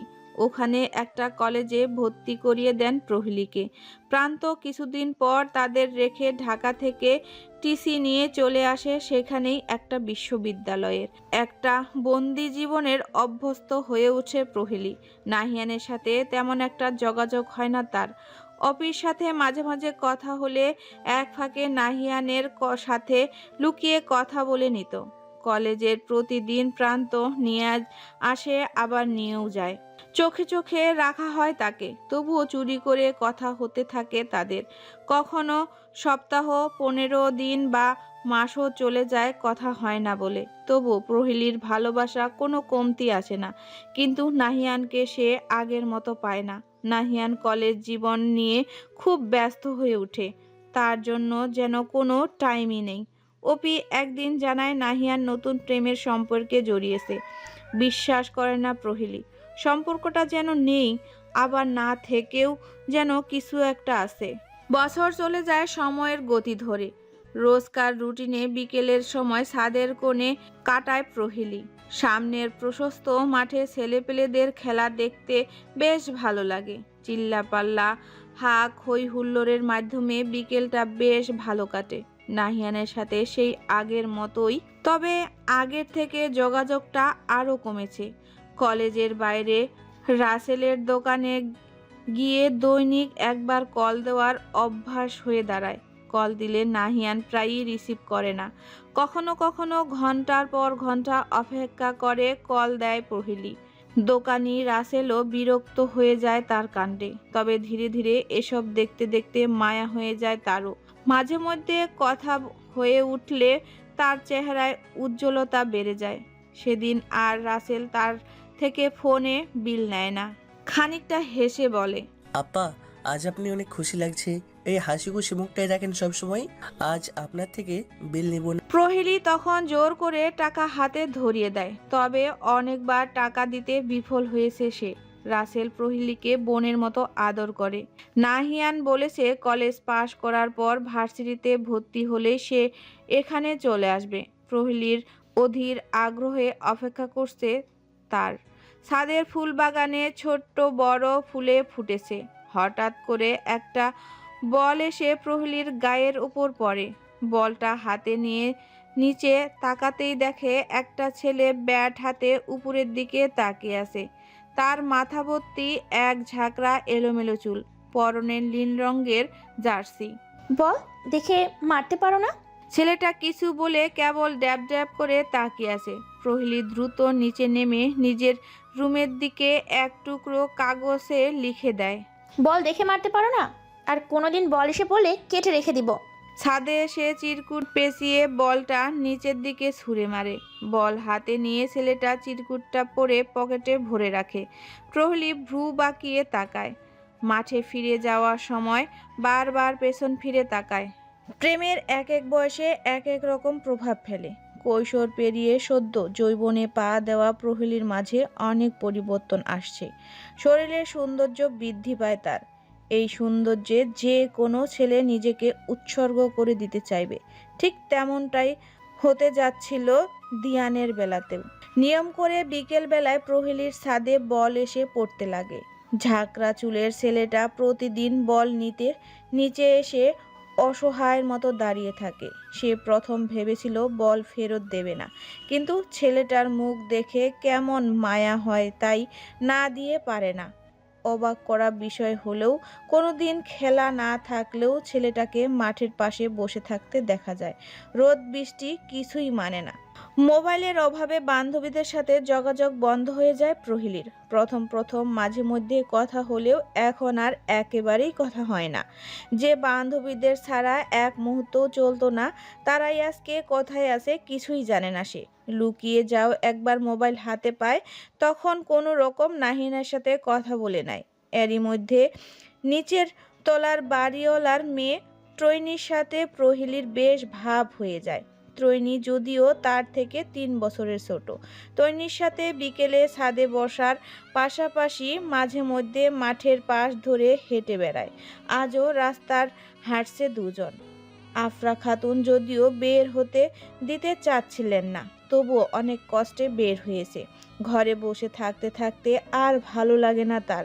1 মাস বাকি প্রহেলীর এইচএসসি পরীক্ষার, আর সে এভাবে বিকেলে হেঁটে গায়ে বাতাস লাগিয়ে বেড়াচ্ছে। এটা তার মার সহ্য হয় না। তার কথা মতে এখন সারাক্ষণ টেবিলের সাথে লেগে থাকতে হবে। রাস্তার পাশ ধরে গাছের ছায়ায় হাঁটছে তারা। মাঠের মধ্যে ছেলেরা ক্রিকেট খেলায় ব্যস্ত। ছোট বড় অনেকেই খেলা দেখছে দাঁড়িয়ে, যেন কোনো ওয়ার্ল্ড কাপ চলছে। ঝাঁকড়া চুলের ছেলেটা মাঠের এক প্রান্তে দাঁড়িয়ে ফিল্ডিং করছিল। প্রহেলীর চোখে পড়তেই খেলা ছেড়ে তার দিকে নির্লিপ্ত চোখে তাকিয়ে আছে। সে যেদিকে যাচ্ছে সেদিকেই ঘুরে দেখছে। লম্বা চুলগুলো 2 হাতের পেছনে ঠেলে দেয়। মৃদু হাসি ছড়িয়ে পড়ে সম্পূর্ণ মুখে। প্রহেলী চোখ ফেরায় অন্যদিকে। এই ছেলের এমন চাহনি তার ভালো ঠেকে না। কৌতূহল বশত সে ত্রৈনীকে জিজ্ঞাসা করলো, ওই ছেলেটা কে রে? কোন ছেলে? ওই যে ঝাঁকড়া চুল ছেলেটা, যে প্রতিদিন বল মারি ছাদের ওপর, আবার নিতেও আসে। ও দিয়ান ভাইয়া, সে মাঠের ওই পাশের হোস্টেলে থাকে। এখানে সব ছেলেরাই স্কুল হোস্টেলের। দিয়ান ভাইয়া অনেক ভালো, ঢাকা থেকে এসেছি 2 বছর হলো। সে লেভেলের ভালো ক্রিকেট খেলে আর কি সুন্দর গান গায়। এসএসসি পরীক্ষা দিয়ে দিছে আমার ক্রাশে। যদিও ভাইয়া মেয়েদের দিকে তেমন একটা ঘেঁষে না, শুনেছি আন্ডার-19 ক্রিকেট খেলতে যাবে। সুযোগ হয়ে গেলে বাংলাদেশের দলের একজন ক্রিকেটার হয়ে যাবে, ভাবতে পারো। ইস, যদি প্রেমটা হয়ে যেত তার সাথে। প্রহেলি আরেকবার তাকায় দিয়ানের দিকে। কেন জানি ছেলেটাকে তার অনেক পরিচিত মনে হয় কোথায় যেন দেখেছে এই চেহারা, কিন্তু মেলাতে পারে না সে। এসএসসি পরীক্ষাতে A+ পাওয়াতে প্রহেলির পরিবারের সবাই খুশি হয়ে যায়। এবার একটু ভালো করে ভার্সিটির ভর্তি পরীক্ষা দিলেই হয়ে যাবে। প্রহেলিও খুব করে চাচ্ছে নাহিয়ান যে ভার্সিটিতে পরীক্ষা দেবে সেও সেটাতেই যাতে চান্স পেয়ে যায়। ভাগ্যকর্মে ভালো রেজাল্ট করে একটা চান্স পেয়ে যায় দুজন। চট্টগ্রাম থেকে আবার ঢাকায় ফিরে আসে তারা। প্রান্ত ঢাকায় ভালো একটা কোম্পানিতে চাকরি করে, আগে থেকেই সে এখানেই থাকে। প্রথমে ঢাকায় তাদের নিতে নারাজ হলেও বাবার কথা অমান্য করতে পারে না, প্রহেলিকে ভর্তি করে দেয়। মায়ের উপর দায়িত্ব দেয় যাতে খেয়াল রাখে। প্রান্তের কাছে একটা মোবাইল চাইলে সে তাকে বলে দেয় যে কোনো মোবাইল দেওয়া হবে না। ভার্সিটি পড়ুয়া সে হয়তো প্রথম মেয়ে যার কোনো ব্যক্তিগত মোবাইল নেই, কিন্তু এই দুঃখটা ঘুচে যায় তার বাবার কারণে। শামসুল গাজী তাকে নতুন একটা ফোন কিনে দেন। ফোন হাতে দিয়ে বললেন, আমার লক্ষ্মী মামনিটাকে তার ভালো ফলাফলের উপহার দিলাম। আশা করি সে আমার বিশ্বাস ভাঙবে না। প্রহেলি কেবল মাথা ঝাঁকায়, কিন্তু মনে মনে ভয় পাচ্ছে সে তার বাবার বিশ্বাস ঠিকই ভাঙতে চলছে। দিয়ান ওইখানেরই একটা কলেজে ভর্তি হয়। প্রতিদিন মাঠে যায়, প্রহেলির অপেক্ষা করে একবার হলেও সাদের দেখতে পাবে, কিন্তু দেখা আর পায় না। কিছুদিন অপেক্ষার পর তৈনিকে একদিন রাস্তায় দেখতে পায়। দ্রুত তার কাছে এগিয়ে গিয়ে জিজ্ঞাসা করলো, তোমার সাথে যে প্রতিদিন একটা মেয়ে ছাদে আসতো, তাকে আজকাল দেখা যায় না কেন? তৈনি প্রথমে খুশি হয় দিয়ান তার সাথে কথা বলতে এসেছে ভেবে, কিন্তু পরক্ষণেই প্রহেলির কথা জিজ্ঞাসা করাতে কিছুটা মন খারাপ হয়। মলিন মুখে বলল, প্রহেলিকা আপুরা তো ঢাকা চলে গিয়েছেন। আপু ওখানে ইউনিভার্সিটিতে চান্স পেয়েছেন তো, তাই। ও আচ্ছা, বলে দিয়ান চলে যায়। সেদিনের পরও প্রায়ই দিয়ান প্রহেলিদের বাসার সামনে আসতো, কখনো যদি দেখা পেয়ে যায় এই ভেবে, কিন্তু প্রতিবার তার আশায় পানি পড়ে যায়। তবু সে আশাহত হয় না, অপেক্ষায় থাকে একদিন নিশ্চয়ই দেখা হবে। প্রথম দিন ভার্সিটি যাচ্ছে প্রহেলি। ভার্সিটিতে যাওয়ার খুশির চাইতে নাহিয়ানের সাথে 2 বছর পর দেখা হবে এটা ভেবেই খুশি আটকে রাখতে পারছে না সে। প্রিয় মানুষের সাথে এতদিন পর দেখা করতে যাবে, কিছু একটা উপহার নিয়ে যাওয়ার প্রয়োজন, কিন্তু তার কাছে তো তেমন টাকা নেই। মাটির ব্যাংকে যাতায়াত খরচ আর টিফিনের টাকা থেকে কিছু করে জমিয়েছিল। গুনে দেখলো সেখানে 525 টাকা হয়েছে। এই টাকায় নাহিয়ানের জন্য কি উপহার কেনা যায় তাই ভেবে পায় না। অবশেষে ভাবলো একটা ভালো দেখে টি-শার্ট কেনা যাবে। একটা সাদা টি-শার্ট কিনে মায়ের চোখের আড়ালে ব্যাগে ভরে নেয়। ভার্সিটিতে আসতেই দেখলো নবীনবরণের অনুষ্ঠান চলছে। এত মানুষের ভিড়ে সে নাহিয়ানকে কোথায় খুঁজে পাবে। মোবাইলটা বের করে নাহিয়ানের নাম্বারে কল দেয়। নাহিয়ান তাকে বটতলায় বসতে বলে, সে ওখানেই আসবে তার সাথে দেখা করতে। প্রহেলির চোখ জ্বলে যাচ্ছে ভালোবাসার মানুষটাকে দেখার জন্য। দূর থেকে নাহিয়ানকে চিনতে খানিকটা সমস্যা হয় প্রহেলির। 2 বছরে মানুষ কতটা বদলে যায়। আগের থেকে আরও বেশি আকর্ষণীয় হয়ে উঠেছে সে। কাপড় চোপড়ে এসেছে অনেক বড় পরিবর্তন। প্রহেলিকা একবার নিচের দিকে তাকায়। পরিবর্তন তো তার মাঝেও এসেছে, তবে অতিরিক্ত নয়। সাধারণ একটা 3 পিস পরেছে, হালকা মেকআপ করেছে, তবে চুলগুলো ছেড়ে দিয়েছে। নাহিয়ানের কাছে আসতেই বুকটা দুরু দুরু কাঁপছে। ইচ্ছে করছিল তার বুকে ঝাঁপিয়ে পড়তে, কিন্তু কেন জানি একটা লজ্জাবোধ হচ্ছে তার। বেশ দূরত্বে এসেছে তাদের মধ্যে। নাহিয়ান আগের থেকে অনেক লম্বা হয়ে গিয়েছে। নিজেকে কেমন বেমানান লাগছে তার পাশে। তুমি তো খানিকটা মুটিয়ে গেছো প্রহেলি। নাহিয়ানের প্রথম কথা এটা ছিল। প্রহেলি মৃদু হেসে চোখ নিচে নামায়। কি বলবে ভেবে পায় না। নাহিয়ানি আবার বলল, তবে তোমাকে এখন বেশি হট লাগছে। লজ্জায় মুখ খানিকটা আরক্ত হয়ে যায় তার, সমস্ত দেহ কুঁচকে একটুখানি হয়ে আসে, কাঁপা কাঁপা গলায় বলল, তুমি আগের থেকে বেশি সুন্দর হয়ে গেছো। শব্দ করে হেসে দেয় নাহিয়ান। প্রহেলির চেহারায় উজ্জ্বলতা বেড়েছে আগের থেকে, স্কুলের সেই মেয়েটা আর নেই। শরীরে এই খানিকটা পরিবর্তন, রূপ যেন উতলে পড়ছে। সাধারণ একটা ড্রেসে তাকে অসাধারণ সুন্দর করে তুলেছে। আশেপাশে অনেক ছেলেই তার দিকে তাকাচ্ছে। আচমকা নাহিয়ান প্রহেলিকে জড়িয়ে ধরে। সে দাঁতে দাঁত চেপে চুপ করে থাকে, কেন জানি দম বন্ধ হয়ে আসছে তার। এই বাহুডোরে নিজেকে রাখতে চাচ্ছে না, অস্বস্তি অনুভব করছে।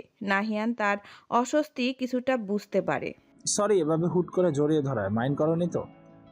আসলে আগের অভ্যাসটা রয়ে গেছে, তোমাকে দেখে আর নিজেকে কন্ট্রোল করতে পারিনি। আর কখনো তুমি না চাইলে এমন করবো না। নাহিয়ানকে কথা শেষ করতে না দিয়েই প্রহেলি তাকে জড়িয়ে ধরে। চেনা মানুষটাকে কেন তার অচেনা লাগছে জানে না, কিন্তু সে চায় না এই অচেনা ভাবটা ধরে রাখতে। নিজেকে এভাবে গুটিয়ে নিয়ে সম্পর্কে আরও দূরত্ব আসতে পারে, এটা কোনোভাবেই হতে দিবে না। নাহিয়ান তাকে যেভাবে চায় সেভাবেই তার সামনে নিজেকে উপস্থাপন করবে। ভার্সিটিতে এসে তাদের প্রেম আরেক ধাপ এগিয়ে যায়, যা না হওয়ার তাও শুরু করে। বটতলায় তাদের প্রেমের জায়গা হয়ে দাঁড়ায়। প্রহেলি কখনো বাধা দিতে পারে না তাকে। সে কল্পনাও করতে পারেনি তার জন্য সামনে কি অপেক্ষা করছে, কতটা চূড়ান্ত পর্যায়ে পৌঁছে যেতে পারে নাহিয়ানের কাজ তা ভেবে উঠতে পারেনি। একটা সিগারেট প্রহেলির কোমল ঠোঁট ছুঁয়ে দিতে পেরে হয়তো সৌভাগ্যবান মনে করছে এখন। নাহিয়ানের হাত থেকে নিয়ে এক টান দিতেই কাশতে লাগে সে। সিগারেট তার হাত থেকে কেড়ে নিয়ে এক টানে শেষ করে ফেলে নাহিয়ান।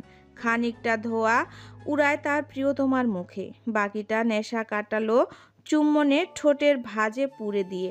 চোখ বন্ধ করে তা অনুভব করে প্রহেলি। এত বছর পর প্রথম ছোঁয়া পেয়ে যেন তৃষ্ণা মিটে গেল। মাতোয়ারা হয়ে উঠে প্রতিটা স্পর্শে। নাহিয়ানের ঠোঁটের উষ্ণতায় নিজেকে বারবার হারাচ্ছে। এক হাতে প্রহেলির কোমর চেপে ধরে ঘাড়ে মুখ ডুবিয়ে দেয়। শিউরে উঠে ভেতরে বাহিরে। প্রহেলির চোখ খুলে সাহস করে বলল, নাহিয়ান, তুমি আমাকে আগের মতোই ভালোবাসো? নাহিয়ান মুখ তুলে না, চুমুর পরিমাণ আরও বাড়িয়ে দেয়। হাত কোমর ছেড়ে পেটের উপর নিয়ে আসে। প্রহেলি তাকে আলতো করে ধাক্কা দিয়ে আবার বলে, থামো, কি পাগলামো করছো? একটু বসে কথা বলো না, কাছে পেলেই তোমার এসব শুরু হয়ে যায়। নাহিয়ান প্রহেলির ঠোঁটে চেপে ধরে চুমু খেয়ে বলল, এসবই করব, একদম খেয়ে ফেলবো তোকে। চল বাইরে কোথাও যাই, এখানে জমছে না। আমি কিছু জিজ্ঞেস করছি নাহিয়ান, উত্তর দিলে না তো? নাহিয়ান শার্টের বোতাম লাগাতে লাগাতে বলল, আচ্ছা তুই আমাকে তুমি করে বলছিস কেন? যদিও প্রথম দিন আমিও তোকে তুমি করে বলেছিলাম, কিন্তু আমাদের সম্পর্কটা তো আর নতুন না। আর নতুন করে কেন এসব প্রশ্ন করছিস? বিয়ে করবি আমায়? চল কালই বিয়ে করব, আর তোর পেটে আমার বাচ্চা দিব, ঠিক আছে তো? প্রহেলি প্রতি উত্তরে কিছু বলে না, ঘাসের দিকে তাকিয়ে থাকে কেবল। মনটা কেমন বিষণ্ণ হয়ে এসেছে তার। কেবল মনে হয় নাহিয়ান তাকে ঠিক মতো বোঝে না। ভেতর থেকে একটা দীর্ঘশ্বাস বেরিয়ে আসে। আচ্ছা শোন, অপি, ইলমা, পূজা, এদের কি খবর? তুই জানিস না, ও তোকে যোগাযোগই ছিল না কারোর সাথে। অপির তো বিয়ে হয়ে গেছে, এখন সে তার স্বামীর সাথে ডেনমার্ক থাকে। ইলমা ওই যে শফি স্যারের সাথে সম্পর্ক ছিল, তার সাথে পালিয়ে গিয়েছিল শুনেছি। তার ডিভোর্স তো এখন বাড়িতেই আছে। আর পূজা তো ডাক্তারি পড়ছে। নাহিয়ানের থেকে জানতে পারে অনেকেই ভালো অবস্থায় আছে। এটা জেনে মনটা খুশি হয়ে যায়। অপির সুখের সীমা নেই, একটা বাচ্চাও হয়ে গিয়েছে। তবে ইলমার সাথে খুব খারাপ হয়েছে। নাহিয়ানের এভাবে খোলামেলা কিছু করতে এখন আর ভালো লাগে না। কেউ দেখে ফেলার ভয় তাড়া করে বেড়ায় সারাক্ষণ। এদিকে প্রহেলি তাকে বিয়ের কথা বলে নিজেই যেন পদ তৈরি করে দিয়েছে। নাহিয়ান তাকে কোর্ট ম্যারেজ করার কথা বলে ফেলে। প্রহেলির ভাবার জন্য কয়টা দিন সময় নেয়। নাহিয়ানের প্রতিটা ছোঁয়া তাকে পাগল করে দেয়। এখন যেন কেবল চুমুতে মন ভরে না, আরও কাছে পাওয়ার তৃষ্ণা জাগে মনে। এই আকাঙ্ক্ষা চূড়ান্তের ভুলের সিদ্ধান্তে নিয়ে নেয় প্রহেলি। নাহিয়ানের সাথে কোর্ট ম্যারেজ করতে তৈরি হয়ে নেয়। কোর্ট ম্যারেজের পর সোজা তারা রিসোর্টে যাবে। সেখানে একান্তে দুজনে কিছু সময় কাটাবে, তারপর যে যার মতো বাড়িতে ফিরে যাবে। সকাল থেকে ভয়ে ভয়ে আছে প্রহেলী। মায়ের কাছে অ্যাসাইনমেন্ট আছে বলে সেজে গুজে বাড়ি থেকে বের হয়। কাঁধ বিস্তৃত খোলা চুল, মেরুন রঙের সিল্কি শাড়ি, পিঠ উন্মুক্ত করা ব্লাউজ, কানে ছোট ছোট দুটা দুল, নাকে ছোট একটা নাকফুল, হালকা করে সেজেছে। আজ সে নাহিয়ানের বউ হতে চলছে, একটু তো লাগবেই। ভার্সিটির সামনের গেট দিয়ে ঢুকে নাহিয়ানের সাথে পেছনের গেট দিয়ে বের হয়ে যায়। রিকশায় দুজন কাছাকাছি বসতেই নাহিয়ান সুযোগ নেয়। তার অবাধ্য হাত দুষ্টুমিতে মেতে ওঠে, উন্মুক্ত পিঠে আঁকাউকি করছে, নাক ঘষে দিচ্ছে গালে, কানের উপর কামড় দিচ্ছে। প্রহেলী যেন স্কুলের সময়টাকে যেন অনুভব করছে। নাহিয়ান আগের মতোই রয়ে গেছে। রিকশায় বেশ কষ্টে নিজেকে সামলে রাখে সে। কথায় যেন একটা ভয় কাজ করছে। কিসের ভয় সেটা জানে না সে। নাহিয়ানের এক উকিল বন্ধু কোর্ট ম্যারেজের সকল কাগজপত্র তৈরি করে নিয়ে এসেছে। রিসর্টের রুমে বসে নাহিয়ান প্রহেলীকে জিজ্ঞাসা করে, কাবিনে কি চাই তোর? আমি আমার কাবিনে তোমাকে চাই, শুধু তোমাকে, যাতে কখনো আলাদা হতে হলেও আমি যেন তোমাকেই পাই, অন্য কিছু না। তোমাকে নিয়েই আমি বাঁচতে চাই। কথাটা বলতে গিয়ে প্রহেলীর চোখে জল ভিজে আসে। জীবনে অদ্ভুত একটা সম্পর্ক বিয়ে হওয়ার আগেই ছাড়ার পর কি হবে সেটা ভাবতে হয়। নাহিয়ান ক্ষীণ হাসার চেষ্টা করে। একবার মনে প্রশ্ন জাগে, কোনো ভুল করে ফেলছে না তো সে? পরক্ষণে আবার প্রহেলীকে কাছে পাওয়ার স্বাদ জেগে ওঠে। আর কোনো চিন্তা ভাবনা না করে রিসোর্ট রুমে বসেই দুজনে পেপারে সাইন করে দেয়। বন্ধুটা তাদের অভিনন্দন জানিয়ে রুম থেকে বেরিয়ে যায়। প্রহেলী বিছানায় বসে আছে। নাহিয়ান এসে তার পাশে বসে, কাঁধে থেকে আঁচল নামিয়ে বিছানায় শুয়ে দেয় তাকে। অপ্রস্তুত প্রহেলী বলল, নাহিয়ান, এসব কি ঠিক হচ্ছে? আমরা এখন স্বামী স্ত্রী, আমাদের মধ্যে এখন সব ঠিক, কোনো কিছু ব্যাঠিক নেই। বলেই প্রহেলীর শাড়ির কুচিতে হাত দেয়। প্রহেলী মৃদু স্বরে বলল, প্রোটেকশন এনেছো তো? পরে আবার কনসেপ্ট হয়ে গেলে সমস্যা। বুকের ওপর থেকে আঁচলটা সরিয়ে নাহিয়ান বলল, ওসব নিয়ে তোমাকে ভাবতে হবে না, তুমি শুধু আজ আমাকে সুখের সাগরে ভাসাও। নাহিয়ান মুখ চেপে ধরে বুকের উপরে কেঁপে উঠে শক্ত হাতে বিছানার চাদর আঁকড়ে ধরে প্রহেলী। পেটের মধ্যে ঠোঁটের স্পর্শ এঁকে দেয়। দাড়ির খোঁচায় গুটিয়ে উঠে সে, মাথায় চুল খামচে ধরে উল্টা দিকে ফিরে যায়। উন্মুক্ত পিঠে চুমুর বর্ষণ করে। প্রহেলীকে পাল্টে ঠোঁটের স্বাদ নিতে লাগে। অবাধ্য হাত বুকের উপরে ছুঁয়ে পেটে নেমে আসে। ভেতরে বয়ে যাচ্ছে ভালোবাসার জ্বর, আর বাইরে শুরু হয়েছে দৃশ্যমান তুফান। বাইরের সব কিছু চুরমার করে দিচ্ছে। মানুষজন নিরাপদ আশ্রয়ে ছুটে যাচ্ছে। কয়েকটা বড় বড় গাছ উপড়ে পড়েছে। এটা কেবল তুফান নয়, এটা ছিল কঠিন বিপদের পূর্বাভাস, যা প্রহেলী বিন্দুমাত্র আঁচ করতে পারেনি। সেদিনের পর থেকে প্রহেলীকে যখন তখন রিসোর্টে নিয়ে আসা, কখনো কোনো বন্ধুর বাসায় নিয়ে গিয়ে সময় কাটানো নাহিয়ানের অভ্যাস হয়ে দাঁড়ায়। এসবের ফাঁকে প্রহেলী তার বাবাকে নাহিয়ানের কথা বলে বিয়ের জন্য রাজি করিয়ে নেয়। মাকে রাজি করাতে তার কয়েক মাস লেগে যায়। তাদের রাজি করাতে অনেক কাঠখড় পোহাতে হয় তাকে, কিন্তু প্রান্ত কোনো মতেই রাজি হয় না। তবে সে বাবা মার ইচ্ছেকে প্রাধান্য দেয়। তারা যেখানে প্রহেলীকে বিয়ে দিতে চায় সেখানেই সে রাজি, এর বাইরে কিছু বলার নেই। পরিবারকে রাজি করানোর বিষয়টা নাহিয়ানকে বলায় বিষয়টাকে হেসে উড়িয়ে দেয়। সসময়ে পরিক্রম অনেকটা বদলাতে শুরু করে সে। কাছে পেয়েই জড়িয়ে ধরে আদর করার অভ্যাসটাও তার মাঝে আর থাকে না। অন্যদিকে প্রহেলীর শারীরিক গঠনের পরিবর্তন দেখা যায়। দিন দিন ওজন বাড়তে লাগে। দেখতে দেখতেই 2 বছরের মধ্যে অনেকখানি মুটিয়ে যায় সে। নাহিয়ানের ডাক ধীরে ধীরে বন্ধ হয়ে যায়। তার নতুন নতুন বন্ধু হয়। ভার্সিটি ও ভার্সিটির বাইরে বিভিন্ন মেয়ে বন্ধুর সাথে ঘুরতে দেখা যায়। কখনো কিছু জিজ্ঞাসা করলে বাহানা মেরে দেয়। একদিন হুট করেই সব ধরনের যোগাযোগ বন্ধ করে দেয় তার সাথে।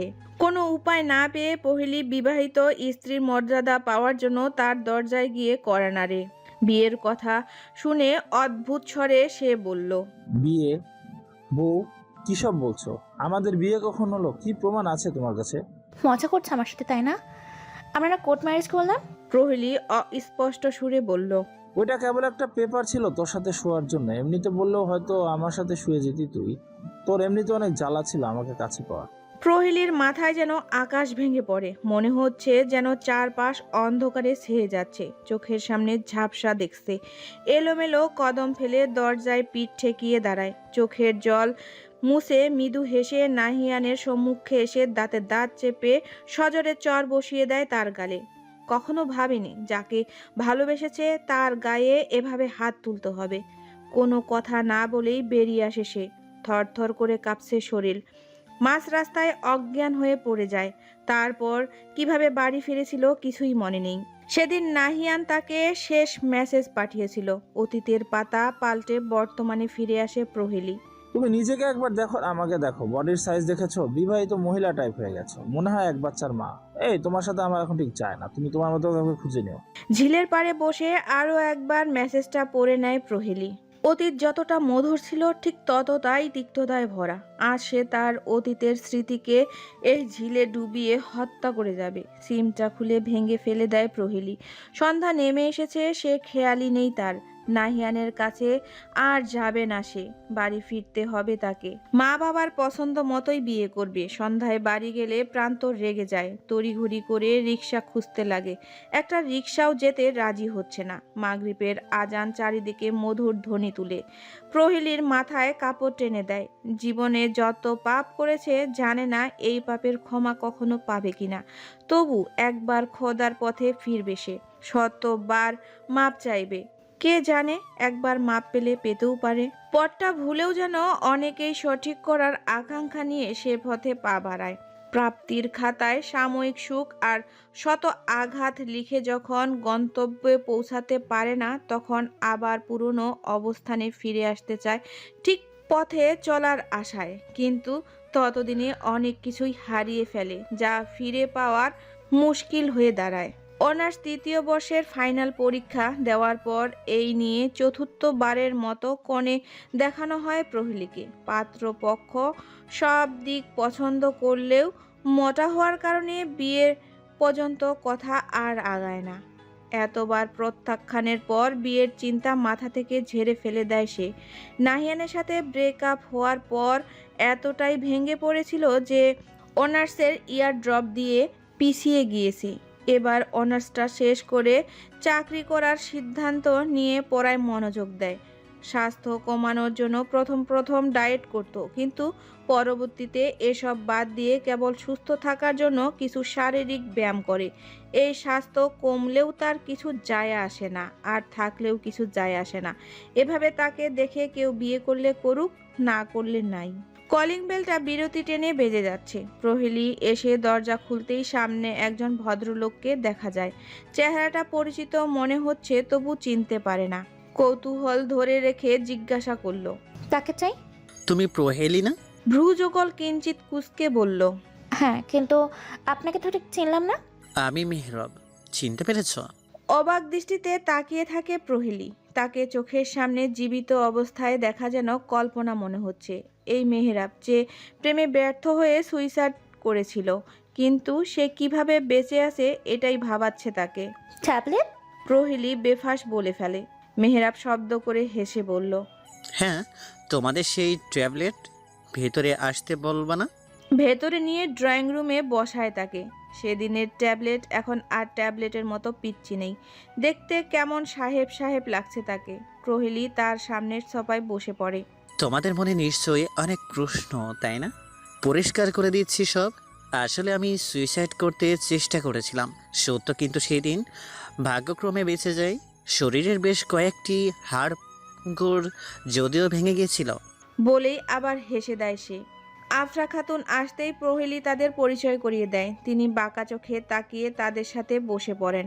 মেহরাব মৃদু হেসে বলল, আসলে আন্টি, আমি আমার বিয়ের দাওয়াত দিতে এসেছি। প্রহেলির কারণে আমি আমার দ্বিতীয় জীবন পেয়েছি, তাই তাকে আমার গুরুত্বপূর্ণ দিনটাই সবচাইতে কাছের বন্ধু হিসেবে সব কিছুতে তাকেই চাই।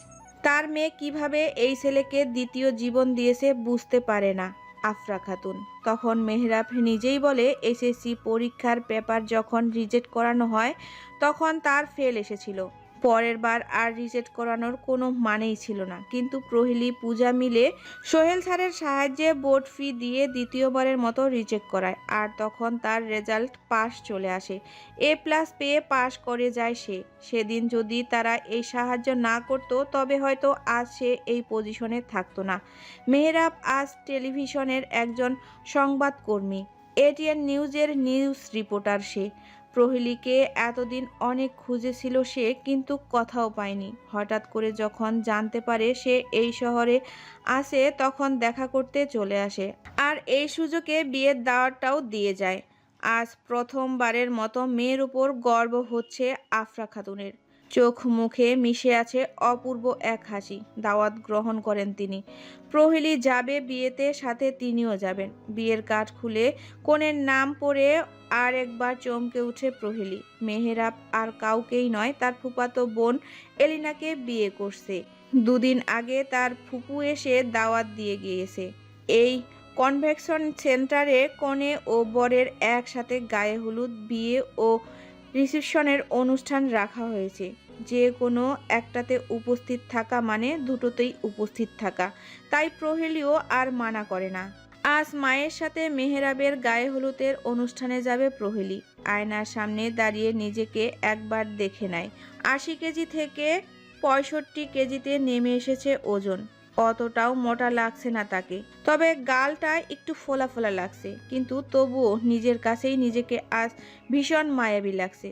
খুব পছন্দ করে একটা সাদা রঙের শাড়ি পরে নেয়। গায়ে হলুদে এটা খুব অদ্ভুত দেখাতে পারে, কিন্তু কেন জানি আজ তার সাদা শাড়িটা পরতে ইচ্ছা করছিল। মনের ইচ্ছেকে অনেক দিন পর প্রাধান্য দেয়। চুলগুলো কাট ছাড়িয়ে আবার কেটে কাট পরিমাণ রাখতে চেয়েছিল। ছোট চুল তার পছন্দ, কিন্তু মায়ের বাধায় আর চুল কাটে না। হালকা করে সেজেছে। ঠোঁটে লিপস্টিক দিতে যেতেই নাহিয়ানের কথা মনে পড়ে যায়। স্মৃতিগুলোকে ঝেড়ে ফেলে কড়া করে লিপস্টিক মেখে নেয়। ঠোঁট জোড়া খয়েরি রঙের রাঙ্গা হয়ে আছে। বিশাল বড় কনভেনশন হলকে লাল আর হলুদ ফুলে সাজানো। এমন এক বিয়ের স্বপ্ন কখনো প্রহেলিও দেখত। এখন সব স্বপ্ন মরে গেছে তার। বর কনেকে দুই মাথায় বসিয়ে দেওয়া হয়েছে। মাঝখানে স্টেজে একদল তরুণ তরুণী গানের তালে নাচছে। ছেলেদের পরনে কড়া সবুজ রঙের পাঞ্জাবি আর মেয়েদের পরনে বাসন্তী রঙের শাড়ি। বর কনের গায়ে হলুদ মাখানো হচ্ছে। মেহেরাব প্রহেলিকে দেখে হাত তোলে, ইশারা করে। একটা ছেলেকে ডেকে ফিস ফিস করে বলে দেয় তার খাতির যত্ন যেন কোনো কমতি না হয়। প্রহেলি যে চেয়ারে বসেছে সেই চেয়ারের পাশের চেয়ারে একটা চশমা পরা মেয়ে এসে বসে। একবার তার দিকে তাকিয়ে প্রহেলি আবার চোখ অন্যদিকে ফিরিয়ে নেয়। মাকে বড়দের আড্ডায় দেখতে পায়। একা একা বসে থাকতে ভালো লাগছে না। পাশের মেয়েটা সহসা বলে ওঠে, আমাকেও চিনতে পারলি না? প্রহেলি তার দিকে ফিরে তাকায়। না, তার আর চিনতে সমস্যা হয় না। এটা তার সেই স্কুল জীবনের বান্ধবী পূজা। এতদিন পর তাকে দেখতে পেয়ে চোখে জল চলে আসে। পূজা তাকে বুকে জড়িয়ে ধরে শান্ত করে। কেমন আছিস রে? এই তো যেমন ছিলাম। শুনলাম ডাক্তার হয়ে গেছিস তুই। এই তো হলাম বলে, তোর খবর বল। তুই তো অনেক সেক্সি হয়ে গেছিস। প্রহেলি একগাল হেসে বলল, তুই এসব শব্দ কোত্থেকে শিখলি? অনেক কিছুই শিখেছি তোদের সাথে থেকে, তবে প্রয়োগ করিনি কখনো। এমন তো কথা নেই যা শিখেছি সব নিজের উপরে প্রয়োগ করতে হবে। তবে আজ তোকে সত্যি এই কথাটা বলতে মন চাইলো, তাই বললাম। পূজার কথায় মুখটা মলিন হয়ে আসে। অপি আর ইলমার কথা শুনে যদি সেদিন সে প্রেম নামের অশ্লীলতা নিজের উপরে প্রয়োগ না করত তাহলে হয়তো আজ ভালো থাকতো। সত্যি তো, জীবনে চলার পথে ভালো খারাপ সবার সাথেই চলতে হয়। নিজের ভালোটা নিজেকেই বুঝে খারাপটা এড়িয়ে যেতে পারলেই জীবন সুন্দর। না হলে সঙ্গদোষে নিজেকেও দূষিত হতে হয়। নিজেকে দূষিত করে ফেলেছে প্রহেলি। এই দোষ জীবনেও ছাড়াতে পারবে না সে। এমন পাপ করেছে যা শতবার ধুলেও যাবে না। প্রসঙ্গ কর্মে পূজা নাহিয়ানের কথা জিজ্ঞাসা করে। প্রহেলির মুখে এসব শুনে একটা দীর্ঘশ্বাস ফেলে বলল, এটার ভয়েই ছিলাম আমি। কত করে বুঝেছিলাম, তখনই আমার কথা শুনে না। যাক, বাদ দে সব। মানুষ মাত্রই ফুল, তবে ফুল থেকে শিক্ষা নেওয়াই হলো বড় কথা। তবে এক ফুল মানুষ বারবার করে না। সব কথা নীরবে শুনে যায় সে। আসলেই সেদিন যদি পূজার কথা একবার শুনতো, একটু বোঝার চেষ্টা করত, অপি এত প্রেম করে এত জনকে ঠকিয়েও এত সুখী। ইলমা যদিও তেমন ভুল করেনি, তবুও সে আজ অসুখী নয়। পূজা কারো সাথেও ছিল না, পাশেও ছিল না। সে তার ক্যারিয়ারে ফোকাস করায় আজ একজন সফল মানুষ হতে চলেছে। আর প্রহেলি বৈঠা ছাড়া নৌকার মতো ভাসছে, কোনো কুল ফিরে পাবে কিনা কিছুই জানে না। মেহেরাবের পাশে সুব্রত বসে আছে। প্রহেলির ভয় হচ্ছে যদি নাহিয়ান এখানে আসে। বুকটা ধড়ফড় করছে। যে মানুষটাকে সে গত 2 বছরে দেখেনি, তাকে আর দেখতে চায় না সে। সামনে আসলে আবার সব এলোমেলো হয়ে যাবে তার। অনেক কষ্টে নিজেকে সামলিয়েছে, আর ভেঙে পড়তে চায় না। এলিনার গায়ে হলুদ লাগাতে সেও মজা করে তার গালে ও মাথায় এক গাদা হলুদ মেখে দেয়। সামান্য বিরক্ত হলেও কিছু করার থাকে না তার। আদরের ছোট বোনের গায়ে হলুদ, সে অনেক খুশি। এই খুশিতে মন খারাপ করা যাবে না। পরিষ্কার করার জন্য ওয়াশরুমে যায়। তাড়াহুড়াতে জেন্টস ওয়াশরুমে ঢুকে পড়ে। আচমকা একটা ছেলের সাথে ধাক্কা খেয়ে কিছুটা দূরে ছিটকে গিয়ে পড়ে। দাঁতে দাঁত চেপে মুখটা তুলে তাকায়। সাদা টি শার্টের উপর কালো জ্যাকেট পরা, সদ্য যৌবনে পা দেওয়া সুবদ্ধ চেহারায় অপরিচিত এক ছেলে দাঁড়িয়ে আছে প্রহেলির সামনে। মাথা ভর্তি কোকড়ানো চুল। ছেলেদের এমন ঝাঁকড়া চুল খুব কমই দেখতে পাওয়া যায়। প্রহেলির কাছে এই ছেলেকে কিছুটা সেই কলেজ জীবনের দেখা দিহানের মতো লাগছে। ছেলেটা তার দিকে তখন থেকেই স্থির দৃষ্টিতে তাকিয়ে আছে। সৌজন্যমূলক একটা সরিও বলছে না। প্রহেলির হঠাৎ খেয়াল হয় মেয়েদের ওয়াশরুমে এই ছেলে কি করছে। গর্জে উঠে বলে, মেয়েদের ওয়াশরুমে ঢুকে নিশ্চয়ই খারাপ কিছু করতে চাইছেন, তাই না? আপনার মতো কিছু ছেলেরা এমনই হয়, যেখানে সুযোগ পায় সেখানে লুচ্চামি করে বেড়ায়। জ্যাকেট ঠিক করতে করতে সে বলল, এক্সকিউজ মি, আমি জেন্টস ওয়াশরুমে আছি। আপনি ভুলক্রমে এসেছেন। প্রহেলি ক্ষুদ্র চোখে তাকায় তার দিকে। ছেলেটা তার এলোমেলো দাঁতগুলো বের করে হাসছে। কার যেন ঠিক এমনই দাঁত দেখেছিল মনে করতে পারে না সে। এসব ভাবনা বাদ দিয়ে চট করে বাইরে গিয়ে দেখলো আসলেই এটা জেন্টস ওয়াশরুম।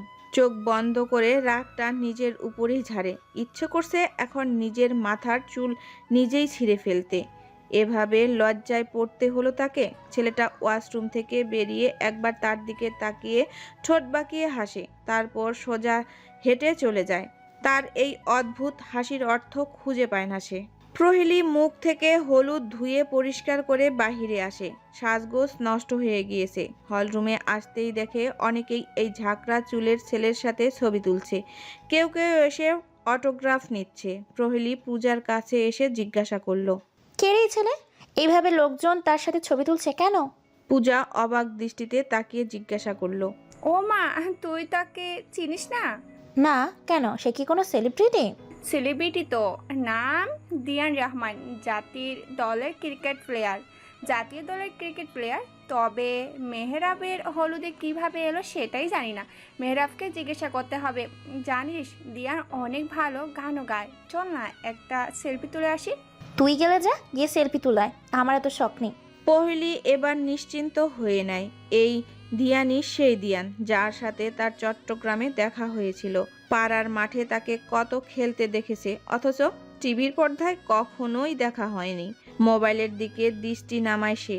দিয়ান রহমান লিখে গুগলে সার্চ করে। পূজা ততক্ষণে সেলফি তুলতে চলে গিয়েছে। দিয়ান আর চোখে বারবার তার দিকে তাকাচ্ছে। মোবাইল থেকে চোখ তুলতেই হাত পা কাঁপতে লাগে প্রহেলির। তার সামনেই নাহিয়ান একটা মেয়ের পিঠে হাত রেখে খুব কাছাকাছি দাঁড়িয়ে আছে। মাঝে মধ্যে কানের কাছে মুখ নিয়ে কি যেন বলছে। সুন্দরী আকর্ষণীয় শরীরের গঠন, অল্প বয়সী মেয়ে, হলুদাভ শাড়ি পরেছে। তার সামনে নিজেকে পান্তা ভাত মনে হচ্ছে, অথচ সে নিজেও একসময় এমনই ছিল। সময়ের সাথে সৌন্দর্য নষ্ট হয়ে যায়, নষ্ট হয় না তো কেবল মন। কিন্তু সেই মনের প্রাধান্য কেউ দেয় না, শরীরের প্রাধান্যই বেশি। হ্যান্ডব্যাগের আড়ালে লুকানোর চেষ্টা করে যাচ্ছে প্রহেলি। চেয়ারে বসে এক নাগারে পা কাঁপাচ্ছে, কপালে বিন্দু বিন্দু ঘাম জমেছে। চিন্তায় গলা শুকিয়ে এসেছে তার। এখানে আর থাকতে পারছে না। মনে হচ্ছে এখান থেকে দূরে কোথাও চলে গেলেই তবেই ভালো হবে। আফরা খাতুন সেই দূরে বসে গল্প করছে। মায়ের কাছে যেতে হলে নাহিয়ানের সামনে দিয়ে যেতে হবে। কেন যে সে তার সামনে যেতে ভয় পাচ্ছে নিজেও জানে না। হয়তো তার সাথে সুন্দরী মেয়ের সামনে নিজেকে এভাবে উপস্থাপন করতে লজ্জা লাগছে। তড়িঘড়ি করে কনভেনশন হল থেকে বেরিয়ে বাইরে চলে আসে। একদম ডান প্রান্তে গাড়ির পাশে সিঁড়িতে হাঁটু ভাঁজ করে বসে পড়ে। বুক ভরে দীর্ঘশ্বাস ছাড়ে। মাথার চুল দু হাতে খামচে ধরে দাঁতে দাঁত চেপে কান্না করছে। চোখ বেয়ে জল পড়ছে অবিরাম, অন্তহীন।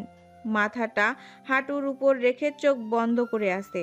কেন নাহিয়ান, কেন কেন এমন করলে আমার সাথে? আমার ভালোবাসার একটু দাম দিলে কি এমন হয়ে যেত তোমার? একদিনে হয়তো তুমি বুঝবে, কিন্তু সেদিন আমি অনেক দূরে চলে যাব, একদম তোমার ধরা ছোঁয়ার বাইরে।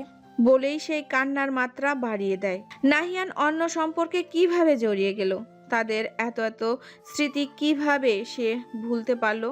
কই, সে তো কিছুই ভুলেনি। বিয়েটা কি আসলেই মিথ্যা ছিল তার কাছে? এসব ভাবনা তার মাথা ব্যথা শুরু করে দিয়েছে। কেক খাবেন? আপনার জন্য এক পিস কেক চুরি করে এনেছি। মুখ তুলে তাকায় প্রহেলী, চোখ মুখে অপূর্ব এক বিস্ময়। এই ছেলে তার জন্য কেন কেক এনেছে, তাও আবার চুরি করে? একজন জাতীয় দলের ক্রিকেটার, তার কাছে সকলে যায়, আর সে কিনা তার কাছে এসেছে তাও কেক হাতে। প্রহেলীর চোখের কাজল লেপটে গেছে, গাল দুটো জ্বলে ভিজে একাকার। দু হাতে চোখ মুছে বলল, আপনি আপনি কেন এসেছেন? আমার পিছু নিয়েছেন? ভুল বোঝা কি আপনার অভ্যাস? কথাটা বেশ গায়ে লাগে প্রহেলীর। কোনো উত্তর না দিয়ে অন্যদিকে তাকিয়ে থাকে। দিহান চামচ দিয়ে একটু কেক বাড়িয়ে দিয়ে বলল, এই যে শুনুন, এটা নেন। আর এটা হলো আমার দুঃখিত নামা। মনটা এমনিতেও খারাপ তার, এখন আবার এই ছেলে এসে স্যাঁচরামি করছে। এত অভিনয় এখন আর তার ভালো লাগে না। একজন তো এতটা বছর নিখুঁত অভিনয় করে জিতে গেল, আর কাউকে সে জিততে দেবে না। একজন সেলিব্রিটিকে কি এভাবে মানায়? তারা কি এমন হয়? কে জানে, হলেও হতে পারে। তারাও তো 8-10টা সাধারণ মানুষের মতোই। আপনি হয়তো আমাকে চিনেন না, কিন্তু আপনি আমার অনেক বছরের চেনা। সেই জন্য আমি এখানে বসে একটু কেক খেয়ে দেখুন, ভালো লাগবে। কেকের সাথে কিছু মিশিয়ে দিল না তো, সেই ভয়টা পাচ্ছে এখন। এতবার জোর করার মানে কি? প্রহেলী তার দিকে এক পলক তাকায়। দিয়ান ক্ষীণ হেসে একটু কেক নিজের মুখে পুরে দেয়। তারপর আরেকটু কেক নিয়ে প্রহেলীর মুখের সামনে ধরে। চকলেট কেক দেখে লোভ সামলাতে পারছে না সে। এদিকে বেশ ক্ষুধাও লেগেছে। আর কোনো কথা না বাড়িয়ে প্লেটের পুরো কেক সে একেবারেই সাবার করে নেয়। ঠোঁটের আশেপাশে কেক লেগে আছে। এমন বাচ্চাদের মতো কেক খাওয়া দেখে হেসে দেয় দিয়ান। প্রহেলীর জিভ দিয়ে ঠোঁটের আশেপাশের কেক চেটে খায়। দিয়ানের চোখের মনি স্থির নিষ্পলক তার উপর। কি এক তন্নতায় আসন্ন হয়ে আছে। সারা মুখে অদ্ভুত সুন্দর এক হাসি ছড়িয়েছে। ইচ্ছে করছে হাত দিয়ে চোখের নিচে লেপ্টে থাকা কাজল মুছে দিতে, কিন্তু সেই সৌভাগ্য বা অনুমতি কোনোটাই তার নেই। অপূর্ব শান্ত গলায় বলল, আপনি অনেক সুন্দর, ঠিক যেন গোলাপি বর্ণের কোনো চন্দ্রমল্লিকা ফুল। ফুলের রানী গোলাপ হলো চন্দ্রমল্লিকা আমার খুব পছন্দ। চোখ উল্টে তাকায় প্রহেলী। এমন অদ্ভুত কথা আজ অবধি কোনো ছেলে তাকে বলেনি, বলবেই বাকে। কোনো ছেলের সাথে মিশেইনি। তার পৃথিবীতেও কেবল নাহিয়ানই ছিল। নাহিয়ানের কারণে তাকে এতটা বছর মা ও ভাইয়ের নজরবন্দি থাকতে হয়েছে। যেখানে কোনো মেয়ে বন্ধুই হয়ে ওঠেনি, সেখানে ছেলে বন্ধু তো অনেক দূরের কথা। মনটা যেন আকাশের মতো হয়ে গিয়েছে। এই কালো মেঘ, এই ফকফকা পরিষ্কার। সত্যি করে বলুন তো, আপনি আমার পেছনে কেন পড়ে এসেছেন? কেউ দেখলে সমস্যা হবে। প্রহেলী দৃঢ় কণ্ঠে বলল। দিয়ান একটা দীর্ঘশ্বাস ফেলে বলল, আজীবন কি মেয়েরা এই এক ভয় পেয়ে যাবে? তারা কি আর মন থেকে স্বাধীন হবে না? মুখেই কেবল তাদের স্বাধীনতার বাণী। বলছিলাম যে সমস্যাটা যতটা না আমার হবে, তার দ্বিগুণ সমস্যা আপনার হবে। আগামীকাল টেলিভিশনে হেডলাইনের পত্রিকায় ফ্রন্ট পেজে আপনার ছবি সহ ছাপা হবে। ক্রিকেটার দিয়ানকে দেখা গেল গাড়ির চিপায় অজানা এক মেয়ের সাথে। তখন বিপদটা আপনারই হবে। বলে মিহি কণ্ঠে হেসে দিল সে। দিয়ান পরিমিত হেসে বলল, আপনি আমায় নিয়ে বেশ ভাবছেন দেখা যাচ্ছে। এত চিন্তা হোক না একটু গুঞ্জন, ক্ষতি কি? একটু বদনাম হয়ে যদি চন্দ্রমল্লিকাকে পাওয়া যায়। চোখের মণিজোড়া বড় তীক্ষ্ণ হয়ে এসেছে প্রহেলির। দিয়ানের চেহারায় কিছু একটা আকর্ষণ করার চেষ্টা করছে। এত রহস্য রেখে কেন কথা বলছে ছেলেটা? কিসব আজগুবি কথাবার্তা, ক্রিকেটার নাকি কোনো কবি? হ্যাঁ, এই ছেলে শোনো, সেলিব্রিটি হয়ে গেছো মানে এই নয় যে যাচ্ছে তাই বলবে। হ্যাঁ, তুমি আমার থেকে বয়স ছোট, তাই ভেবেচিন্তে কথা বলবে। হো হো শব্দে হেসে দিল সে। দেওয়ালে পিঠ ঠেকিয়ে বসে, মাথাটা একটুখানি হেলিয়ে বলল, বাহ, আপনি আমার সম্পর্কে অনেক কিছুই জানেন দেখছি। তা বয়সে ছোট হলেই ভেবেচিন্তে কথা বলতে হয়, এটা কোন ডিকশনারিতে লেখা আছে? বয়সে ছোট হলেও আমার জ্ঞান কিন্তু অনেক প্রখর। তাছাড়া আমি কোনো সেলিব্রিটি নই। প্রহেলি বসা থেকে উঠে দাঁড়ায়। এর সাথে আর কেচাল পাড়ার সময় নেই তার। দ্রুত পা বাড়ায় হল রুমের দিকে। দিয়ান গলা ছেড়ে গান ধরে। চাকরিটা আমি পেয়ে গেছি বেলা শুনছ, এখন কেউ আটকাতে পারবে না। সম্বন্ধ এবার তুমি ব্যস্ত দিতে পারো, মাকে বলে দাও বিয়ে তুমি করছো না। এত সাবলীন গভীরত বলিষ্ঠ গানের সুর প্রহেলির কানে এসে মোহময় লাগছে। হৃদয় উৎস স্পন্দিত করে, পা জোড়া ধীর গতি হয়ে আসে।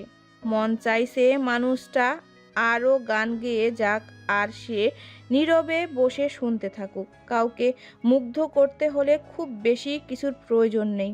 সুন্দর কণ্ঠে গান গাইলেই তাকে মুগ্ধ করে নিজের ভক্ত করা যায়। উপরে উঠার সিঁড়িতে আসতেই নাহিয়ানকে চোখের সামনে দেখতে পায়। সেই সুন্দরী মেয়ের সাথে অন্তরঙ্গ অবস্থায় দাঁড়িয়ে আছে। নাহিয়ান মেয়েটাকে সিঁড়ির রেলিংয়ের সাথে ঠেকিয়ে গলায় মুখ গুজে দিয়েছে। চুমুর বর্ষণে শিহরিত হয়ে চোখ বন্ধ করেছে। অপূর্ব এক হাসি লেগে আছে মেয়েটার মুখে। এই হাসিটা সুখ প্রাপ্তির, যে সুখ প্রাপ্তিতে একসময় প্রহেলিও শিউরে উঠেছে। তার অবাধ্য হাত শরীরের বিভিন্ন জায়গায় নিজের অবস্থান খুঁজে নিচ্ছে। প্রহেলির পা কাঁপছে, চোখ জোড়া ছলছল করছে। হাত দিয়ে ঠোঁট চেপে ধরে কান্না আটকানোর চেষ্টা করছে। তার পা সামনে এগোচ্ছে না। আচমকা নিজের কোমরে কারো হাতের আলতো স্পর্শ অনুভব করে। পাশে ফিরে তাকাতেই দিয়ানকে দেখতে পায়। ইচ্ছে করছিল এখনই তার হাতটা ছিটকে ফেলে দিতে, কিন্তু পরক্ষণেই মনের উপর কেমন অদ্ভুত একটা বল অনুভব করে সে। তার সামনে রুমালটা এগিয়ে দিয়ে বলে, চোখে নিচে কাজল লেপটা আছে, মুছে নিন। সে কোনো উত্তর দেয় না, নীরবে মুছে নেয়। মোছা শেষে রুমালটা তার হাত থেকে নিয়ে নিজের পকেটে ভরে রাখে। লম্বা একটা নিঃশ্বাস ছাড়ে প্রহেলি। দিয়ান তাকে নিয়ে সিঁড়ি বেয়ে এগিয়ে যাচ্ছে। কোমরে রাখা হাতটার দিকে এক পলক তাকায় সে। এই হাতটা যেন ভরসার হাত, যার ছোঁয়ায় কোনো পাপ নেই। নাহিয়ানের কাছে এসে দিয়ান থমকে দাঁড়ায়। প্রহেলির বুক ধরফর করছে, খালি গলায় ঢোক গিলে। এই ছেলে কি করতে চাচ্ছে? দিয়ান গলা খাকারি দিয়ে বলল, এক্সকিউজ মি। নাহিয়ান আর মেয়েটা দ্রুত একে অন্যকে ছেড়ে দাঁড়ায়। প্রহেলিকে সে খেয়ালি করেনি। আচমকা চোখের সামনে দেখে বিশ্বাস হচ্ছে না, তাও আবার দিয়ানের সাথে দাঁড়িয়ে আছে। অবাকের চূড়ান্ত পর্যায়ে পৌঁছে গেছে সে। নাহিয়ানের সাথে মেয়েটা উত্তেজনা ধরে রাখতে না পেরে উৎকণ্ঠিত গলায় বলল, ও মাই গড, এই যে দিয়ান রহমান, আমি কি সত্যি আপনাকে দেখছি?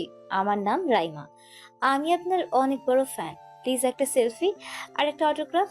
প্রহেলি দিয়ানের দিকে তাকিয়ে আছে, নাহিয়ানের দিকেও তাকাচ্ছে না সে। সেদিকে যেন তার নজরই যাচ্ছে না। এই ছেলেটা তাকে বারবার অবাক করছে। কি এক অদ্ভুত রহস্য রয়েছে তার মাঝে।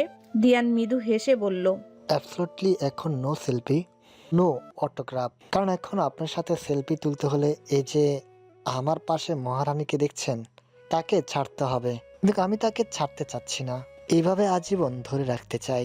কোনো সমস্যা নেই ম্যাম, আপনার সাথেই থাকবে। জাস্ট একটা সেলফি প্লিজ। নাহিয়ান প্রহেলির দিকে তীক্ষ্ণ দৃষ্টি এনে কিছুটা সরে দাঁড়ায়। রাইমাকে আপত্তি জানিয়ে বাধা দেওয়ার চেষ্টা করে। একটা লজ্জায় সে ভর করেছে তার মাঝে।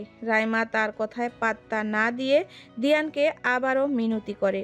কোনো উপায় না দেখে ছবি তোলার জন্য নিজের সম্মতি জানায় সে। কিন্তু পরক্ষণেই সে যা করে তা কেবল নাহিয়ানকে নয়, প্রহেলিকেও অসম্ভব অবাক করে। চন্দ্রমল্লিকা, একটা ছবি তোলার আপনার এই সেবক কি পাবে? বলে হাসি মুখে প্রহেলির দিকে তাকায়। সে আশ্চর্য ধরে রাখতে পারছে না, তৎক্ষণাৎ হ্যাঁ সূচক মাথা ঝাঁকায়। এই মুহূর্তে তার গলা দিয়ে কোনো আওয়াজ বের হচ্ছে না, হৃৎপিণ্ডটা যেন গলার কাছে এসে ঠেকে গেছে। দিয়ান প্রহেলির একটা হাত নিজের দু চোখে লাগিয়ে আলতো ঠোঁটের স্পর্শ করিয়ে বলে, যেতাকে আমার মহারানী। প্রহেলিকে পাশে রেখেই দিয়ান একটা সেলফি উঠিয়ে নেয়। রাইমা নাহিয়ানকে বলে, আসো না ছবি তুলি, তুমিও তো দিয়ানের ভক্ত, আর এখন এমন চুপটি করে দাঁড়িয়ে আছো, কিছু বলছো না। নাহিয়ানকে টেনে নিয়ে গ্রুপ ছবি তুলে নেয় রাইমা। দিয়ান একটা হাত বাড়িয়ে প্রহেলিকে বলল, এবার তাহলে যাওয়া যাক রানী সাহেবা। সে মৃদু হাসার চেষ্টা করে, তার চোখ মুখে হাজারো স্বপ্ন। দুজনে হল রুমে চলে আসে। রাইমা এখনো দিয়ানের গুণগান করেই যাচ্ছে, ছবিগুলো বারবার দেখছে। কিছুক্ষণের মধ্যেই ফেসবুকে আপলোড করে দেয়। নাহিয়ান দাঁতে দাঁত চেপে দাঁড়িয়ে আছে, রাগে মাথাটা যেন ভন ভন করছে, তার মেজাজটা খারাপ হয়ে আছে। বিড়বিড় করে বলল, এ খ্যাতনে প্রহেলি কিভাবে দিওয়ানের মতো ছেলে পেল? রাইমা মোবাইল থেকে চোখ তুলে জিজ্ঞাসা করলো, কিছু বললে তুমি? নাহিয়ান প্রত্যুত্তরে কিছু বলে না। ভেতরে কি যেন একটা অশান্তি করছে, অস্থিরতা বেড়ে গেছে। রাইমাকে সেখানে রেখেই হল রুমের দিকে এগিয়ে যায়। রাইমা তাকে আওয়াজ দিতে দিতে পিছনে ছুটে যায়। হুট করে এই ছেলের কি হলো, কিছুই বুঝে না সে। প্রহেলি কোনো কিছু বলার আগে দিয়ান হাত সরিয়ে নেয়। তার মনে এখন হাজারো প্রশ্ন। এই মানুষটা এসব কেন করলো? চেনা জানা কিছুই নেই, অথচ মনে হচ্ছে অনেক দিনের পরিচিত। তার সম্পর্কে অনেক কিছুই জানে, কি প্রশ্ন করবে কিছুই জানে না। ভাবছিল কিভাবে শুরু করা যায়। সাহস করে বলে উঠল, দেবী স্বভাবের গানটা শুনেছেন? প্রহলি ভ্রু বাঁকিয়ে তাকায়, দুদিকে মাথা নেড়ে বলল, না, কেন? শিল্পী মাসা ইসলামের নতুন একটা গান। গানটা না শুনলেও শিল্পীকে এক পলক দেখে নেবেন। কেন বলুন তো? মাসা ইসলামকে দেখার পর আপনি বিশ্বাস করতে বাধ্য হবেন যে আপনাকে ছোট ছোলে কতটা সুন্দর লাগে। প্রহেলির চুল কাত পেরিয়ে গেছে। দিয়ান কলেজ জীবনে সেই প্রহেলির কথা বলছে, যখন তার সৌন্দর্যের বাধাধারা ছিল না। অনেক ছেলেই তখন মোহিত হতো তাকে এক পলক দেখে। দিয়ান তার কাছ থেকে সরে গিয়ে মেহেরাবের কাছে যায়। প্রহেলির আর তাকে প্রশ্ন করা হয়ে ওঠে না, জানাও হয় না দিয়ান কেন এমন করলো। কথা বলার জন্য সুযোগের অপেক্ষায় থাকে কেবল। মেহেরাবের কানে কিছু বলে স্টেজে গান গাওয়ার জন্য উঠে। নাহিয়ান এসে অন্য পাশে দাঁড়ায়, তার চোখ তাদের দুজনের উপর। প্রহেলি দিয়ানের বরাবর বসে আছে, নজর চুরি করার চেষ্টা করছে সে। যখনই তাকাচ্ছে তখনই চোখে চোখ পড়ে যাচ্ছে। দিয়ানের দৃষ্টি যেন তার উপরই স্থির, আশেপাশের কারো কোনো খোঁজ নেই। পাশের চেয়ারে পূজা বসে আছে, বিষয়টা বেশ ভালো করে তার নজরে পড়েছে। তার অজান্তে কিছু একটা ঘটছে, আজ করতে পারে সে।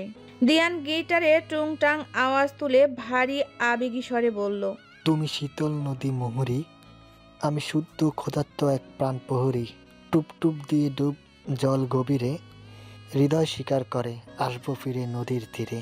তারপর গান ধরে, তোমার জন্য নীলছে তারা একটুখানি আলো, ভোরের রং রাতে মিশে কালো, কাঠগোলাপের সাদার মায়া মিশিয়ে দিয়ে ভাবি, আচ্ছা নীল তোমায় লাগে ভালো।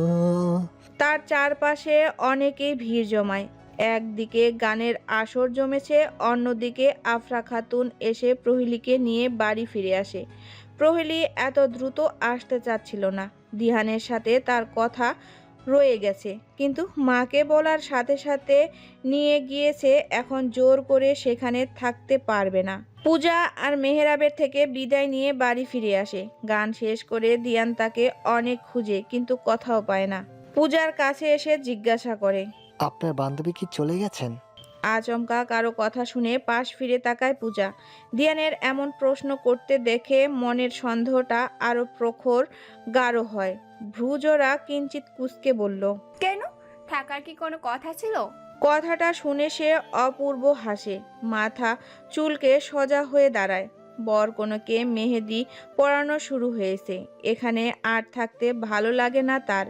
যেখানে চন্দ্রমল্লিকা নেই সেখানে থাকার কোনো মানেই হয় না। আপনি মনে হয় এখন চলে যাবেন বলেই আমি তার দিকে তাকালাম। সে ক্ষীণ হেসে বলল, তাই নাকি? তা আপনার কেন মনে হলো এটা? যেখানে আমার বান্ধবী নেই সেখানে আপনিও থাকতে চাইবেন না নিশ্চয়। আমি ভুল না করলে আপনি খুব জোর এখানে আর 10 মিনিট থাকবেন। দিয়ান শব্দ করে হেসে দেয়। পূজা তার মনের রোগ ধরতে পেরেছে। কোনো কথা না বলে সে নীরব হয়ে থাকে। আসি তাহলে, কাল দেখা হচ্ছে। আমার সাথে নাকি বান্ধবীর সাথে? যা শুনলে আপনি খুশি হবেন, উত্তরটা তাই মেনে নিন। দিয়ান ফেরার পথে পা বাড়ায়। পূজা তাকে পেছন থেকে ডেকে বলল, সাবধানে পা ফেলাবেন, সে পথ অনেক কাঁটায় ভরা। পথ পাড়ি দিতে পারলে গন্তব্য খুব কাছেই, কিন্তু সেই গন্তব্য পাবেন একদম মরে যাওয়ার একটা গাছ। আর আপনি সেই গাছকে বাঁচানোর চেষ্টা করলে কতটুকু সফল হবেন তা নির্ভর করবে আপনার যত্নের উপর। দিয়ান পকেটে হাত ঢুকিয়ে ক্ষুদ্র চোখে তাকায়, মাথা খানিকটা হেলিয়ে বলে, পথটা বহু আগে পাড়ি দিয়েছি, আর গাছটা আমারই ছিল। মাঝখান দিক কোনো একটা ছাগল এসে খানিকটা নষ্ট করে দিয়ে গেছে। আমার খেয়ালের অভাবে যা এখন নীতিয়ে গিয়েছে। কঠিন যত্ন করতে হবে। সবটুকু যত্ন দিয়ে সে গাছে আবার ফুল ফোটাবো, চন্দ্রমল্লিকা ফুল। দিয়ান চলে যাচ্ছে। পূজার চোখে আনন্দের অশ্রু। এই ছেলেটাই প্রহরীর জন্য। তাদের একত্র করতে যা যা করা লাগে সে সব কিছু করবে।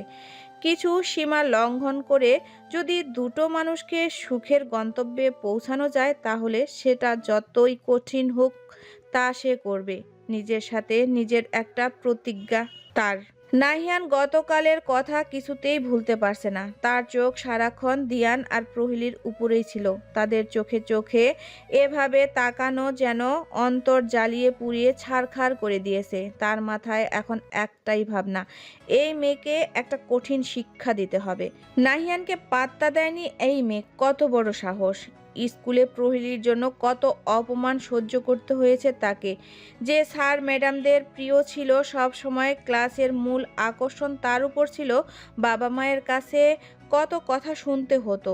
একটা মেয়ের রোল এক হয় আর সে ছেলে হয়ে এক হতে পারে না। তাকে তো কখনো কোনো কিছু কম দেওয়া হয়নি, তবু সে আগাতে পারছিল না। মেয়েদের এত বার বাড়তে নেই। মেয়ে জাতিটা যত নিচু হয়ে থাকবে ততই তাদের জন্য মঙ্গল। আর প্রহরীকে নিচে নামানোর জন্যই এত কিছু করেছে সে। সব সময় দাবিয়ে রেখেছে কোনো মেয়ে নাহিয়ানের থেকে উপরে উঠে যাবে, এটা তার পক্ষে মেনে নেওয়া অসম্ভব।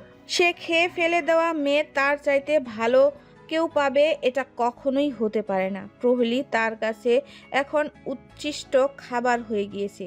মেয়ে জাতকে কখনো লাই দিয়ে মাথায় তুলতে হয় না। এদের স্থান পায়ের নিচে জুতোর মতো।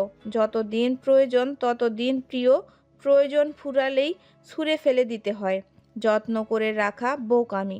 শুয়ে শুয়ে ফোন দিয়াটে থাকে নাহিয়ান। কিভাবে প্রহেলিকে আবার ভেঙে দেওয়া যায়। বিয়ের দিন আসতেই চাচ্ছিল না প্রহেলি। পূজা তার বাড়িতে গিয়ে উপস্থিত, তাকে নিয়ে যাওয়ার জন্য। কোনো উপায় না দেখে একটা সাধারণ ড্রেস পরে তৈরি হয়ে যায়। নিজেকে আয়নাতে দেখে, আসলেই তাকে ছোট চুলেই বেশি সুন্দর লাগে। বিয়েতে এসে একটা কোণে চেয়ারে বসে থাকে। বসে বসে মোবাইল টিপা ছাড়া কিছুই করার নেই, কিন্তু তার উপর কারো তীক্ষ্ণ দৃষ্টি, যে আড়াল থেকে তার প্রতিটা চাহনিকেও লক্ষ্য করছে। কথা দিয়ে কেন মানুষ কথা রাখে না? দিয়ানের প্রশ্নে কেঁপে উঠে প্রহেলি। চুপচাপ বসে মোবাইল টিপছে সে। আচমকা তার কণ্ঠস্বর শুনে ভয় পেয়ে যায়। দীর্ঘশ্বাস ফেলে কিছুটা স্বাভাবিক হয়ে নেয়। সাদা একটা পাঞ্জাবির উপর কালো রঙের কোটি পরেছে, চোখে কালো ফ্রেমের সাদা চশমা। দাড়ি থাকলে আরও আকর্ষণীয় লাগতো তাকে। এখন তো তাকে নিতান্তই একটা বাচ্চা ছেলে মনে হয়, তখন পুরুষ মনে হতো। আশেপাশে অনেক মেয়ে তার দিকে আর চোখে তাকাচ্ছে। বরকনে ফটো তুলে যাচ্ছে অন্য পাশে, ওদিকে কারও কোনো খোঁজ নেই। প্রহেলি ভ্রুজোড়া কিঞ্চিত কুঁচকে বলল, আগে আমার প্রশ্নের উত্তর দেন। আপনি কি আমাকে কোনোভাবে স্টক করছেন? আপনার এটা মনে হওয়ার কারণ? গতকাল যা করলেন সেগুলোর অর্থ আমি কি ধরে নিব? একটু বিস্তারিত বললে কি ভালো হতো না? আমার উসখুস মনটা তো জানতে চায়। দিয়ান নিজের পরিচয় দিতে চায় না প্রহেলির সামনে। সে অপেক্ষা করবে মানুষটা তাকে চেনে কিনা, কিন্তু এখন তার এই বিষয়টাকে অন্যভাবে সামলাতে হবে। সে স্লান হেসে বলল, মেহরাব ভাইয়ার মুখে শুনেছিলাম আপনার আর নারিয়ান সাহেবের স্কুল লাইফে ফেমাস সেই প্রেমের গল্প। পরিস্থিতি সামলানোর জন্য যদি ছোট্ট একটা নাটক করতে হয়, তাহলে এই দিয়ান কখনো পিছু পা হয় না। প্রহেলি অপূর্ণ হাসে। দিয়ানের কথায় যে সে বিশ্বাস করে ফেলেছে এমন নয়, তবু সে তাকে বোঝায় সে বিশ্বাস করেছে। আমি ভুল না করলে তুমি সেই দিয়ন যে চট্টগ্রামে আমার বাসার সামনে মাঠে ক্রিকেট খেলতে। চেয়ারে হেলান দিয়ে বসে দিয়ান ঘাটটা ঈষৎ বাঁকা করে বলল, জি, আমি সে দিয়ান। ক্ষীণ হাসে প্রহেলি। সে যা ভেবেছিল আসলেই তা সঠিক। শোনো, আমি তোমাকে তুমি করে বলবো। বয়সের ছোটদের আপনি করে সম্বোধন করা ঠিক আসে না, তবে তুমি আমাকে আপনি করে বলবে। আর হ্যাঁ, আমাকে আপু ডাকবে। তোমার থেকে আমি সম্ভবত 2 বছরের সিনিয়র। শব্দ করে হেসে দেয় দিয়ান। তার সারা শরীর দুলে উঠে। অদ্ভুত এক রহস্য মাখা সেই হাসি। আশেপাশে অসংখ্য কথার ভিড়ে তার হাসির শব্দ মিলিয়ে যায়, কিন্তু মুগ্ধ হয় প্রহেলি। এই হাসির সাথে সে আগে থেকেই পরিচিত, কিন্তু কথায় তা মনে নেই। দিয়ান যেন কঠিনভাবে কাউকে মনে করিয়ে দিয়ে যাওয়ার খেলায় মেতেছে, অথচ প্রহেলি পারছে না তা মনে করতে। তার চোখের উপর তীক্ষ্ণ দৃষ্টি রেখে বলল, 2 বছর 1 মাস 13 দিনের বড়। প্রহেলির চোখে অসংখ্য ভাবনা স্পষ্ট চিহ্ন ফুটে উঠেছে। এই ছেলে কি লুকাচ্ছে তার থেকে? মাথাটা যেন এলোমেলো করে দিয়েছে তার। অদ্ভুত সব চিন্তা এসে ভর করছে। মেহেরাব হাতের ইশারা করে প্রহেলিকে ডাকে। পূজা আর প্রহেলি উঠে যায় ছবি তুলতে। দিয়ান স্থির বসে রয় সেই চেয়ারে, সেই সাথে স্থির তার চোখের মণি। প্রহেলিকে যেন চোখের আড়াল করতে চায় না সে, এক দৃষ্টিতে তাকিয়ে আছে। কত কথা ছিল বলার, অথচ কিছুই বলা হয়ে উঠছে না, কেবল সঠিক সময় ও সুযোগের অপেক্ষা। প্রহেলি মাকে খুঁজতেই দেখলো আফরা খাতুনের পাশ থেকে নাহিয়ান যাচ্ছে। তার মুখে কেমন অদ্ভুত এক হাসি। মানুষ দুঃসাধ্য কোনো জিনিস হাসিল করার পর যে প্রাপ্তির হাসি হাসে, সেই হাসির থেকেও ভিন্ন এই হাসি। মনটা কেবল ভয়ে কাতর হয়ে আসে। বুকের ভেতর চাপা ব্যথা অনুভব করছে প্রহেলি। কেন জানি মনে হচ্ছে খারাপ কোনো কিছু হতে চলছে তার সাথে। গায়ে হলুদের দিনের মতো প্রহেলিকে হুট করে হারিয়ে ফেলে দিয়ান। যাকে চোখে চোখে রাখতে চায় সেই চোখের পলকে হারায়। পেয়ে হারানোর এক জটিল খেলায় নেমেছে দুজন। কখন কে জিতে যায় নিয়তিই জানে। হারানোর তালিকা বিশাল বড়। এবার অন্তত প্রাপ্তির তালিকা ভারী করতে চায় দিয়ান। পরের দিন বৌভাতের অনুষ্ঠানে প্রহেলি আর আসে না। তার মা আফরা খাতুন একাই আসেন। দিয়ান বেশ কয়েকবার আশেপাশে খুঁজে তাকে পায় না। পূজার কাছে গিয়ে জিজ্ঞাসা করে, এক্সকিউজ মি, কিছু মনে না করলে একটা কথা জিজ্ঞাসা করার ছিল। পূজা উৎকণ্ঠ গলায় বলল, অবশ্যই, কেন নয়। আপনার কোনো কাজে আসতে পারলে আমি নিজেকে ধন্য মনে করব। তবে তার বিনিময়ে কিন্তু আরও ভালো খেলতে হবে। বলে বলে চক্কা। দিয়ান পরিমিত হেসে বলল, আপনার বান্ধবী পহলিকা আজ বৌভাতে আসলেন না কেন? সে ইতস্ত করে বলল, আসলে তার অনেক জ্বর। পূজা কিছু একটা লুকানোর চেষ্টা করছে। তার চেহারাই বলে দিচ্ছে সব কথা। তবু দিয়ান কোনো প্রশ্ন করে না। তবে এই মুহূর্তে তার প্রহেলিকে এক পলক না দেখলে শান্তি পাবে না। প্রহেলির মা একা এসেছে আজ বৌভাতে। তার ভাই নিশ্চয়ই এই মুহূর্তে অফিসে থাকবে। আমি আপনার বান্ধবীর বাসায় যেতে চাই। এক পলক না দেখলে আমার মনের অসুখ ছাড়বে না। বলে কাতর চোখে তাকায় সে। তার চোখ জোড়া যেন প্রিয়জনকে দেখার আশায় বহু বছরের তৃষ্ণার্ত। পূজা কিভাবে এই মানুষটাকে মিথ্যা বলবে বুঝতে পারে না। তার মন তাকে সায় দিচ্ছে না। সে স্লান মুখে বলল, আমি আপনাকে নিয়ে গেলে তার সমস্যা হতে পারে। এমনিতেও সে অনেক বড় বিপদে পড়ে গেছে। প্রশ্ন দৃষ্টিতে তাকায় দিয়ান। পূজা জানায় গতকাল নাহিয়ান প্রহেলির মার কাছে তাদের সম্পর্কের কথা সব কিছু বলে দেয়। প্রান্তের মোবাইল নাম্বারে তাদের অন্তরঙ্গ কিছু ছবি পাঠায়। আফরা খাতুনকেও ছবিগুলো দেখায়। বাড়িতে যাওয়ার পর প্রান্ত প্রহেলিকে অনেক মেরেছে। ব্যথায় জ্বর এসেছে তার। সারা রাত জ্বরে কেঁপেছে। ব্যথায় বিছানা থেকে উঠতে পারছে না। সকালে গিয়ে পূজা দেখে এসেছে তাকে। সারা শরীরে মারের ভয়াবহ দাগ বসে গেছে। প্রান্ত খুব শীঘ্রই প্রহেলিকে বিয়ে দিয়ে দিবে। যাও, পড়ানোর ইচ্ছা ছিল, আর পড়াবে না এখন। আজ থেকে তো তার বাইরে যাওয়া বন্ধ। পূজার কথা শুনে দিয়ানের মুখে রাগে লাল হয়ে আসে। প্রান্ত যদি প্রহেলির ভাই না হতো তবে আজ তাকে হাসপাতালে পাঠিয়ে দিত সে। রাগ সামলে নিজেকে শান্ত রাখে।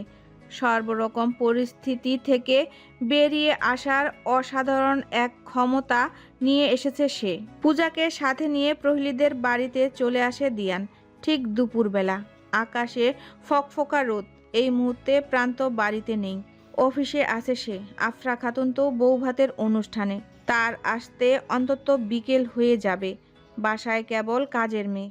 পূজা দরজার কলিং বেল চেপে দাঁড়িয়ে আছে। কাজের মেয়ে রুমা এসে দরজা খুলে দিয়ে জিজ্ঞাসা করলো, কারে চাইতেছেন আপা?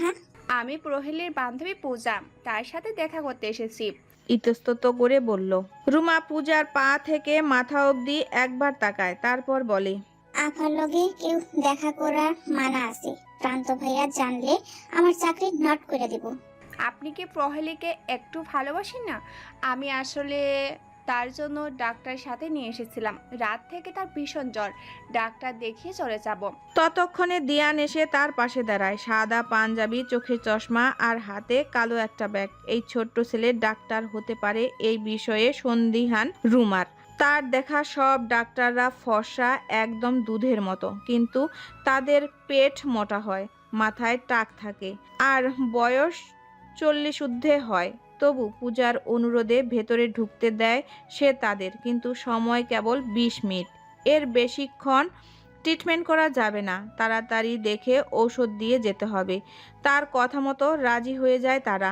দিয়ান প্রহেলির রুমে ঢুকে। পূজা দরজায় দাঁড়িয়ে রুমাকে বলল, আমার জন্য এক গ্লাস ঠান্ডা পানি, ডাক্তার সাহেবের জন্য 1 কাপ হট কফি, আর প্রহেলের জন্য নর্মাল পানি দিয়ে 1 মগ লেবুর শরবত বানিয়ে নিয়ে আসুন, খুব উপকার হতো।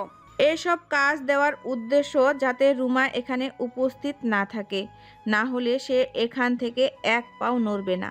রুমা রুমের ভেতরে বারবার তাকিয়ে রান্নাঘরের দিকে ফিরে যায়। পূজা দরজায় দাঁড়িয়ে পাহারাদারি করতে লাগে।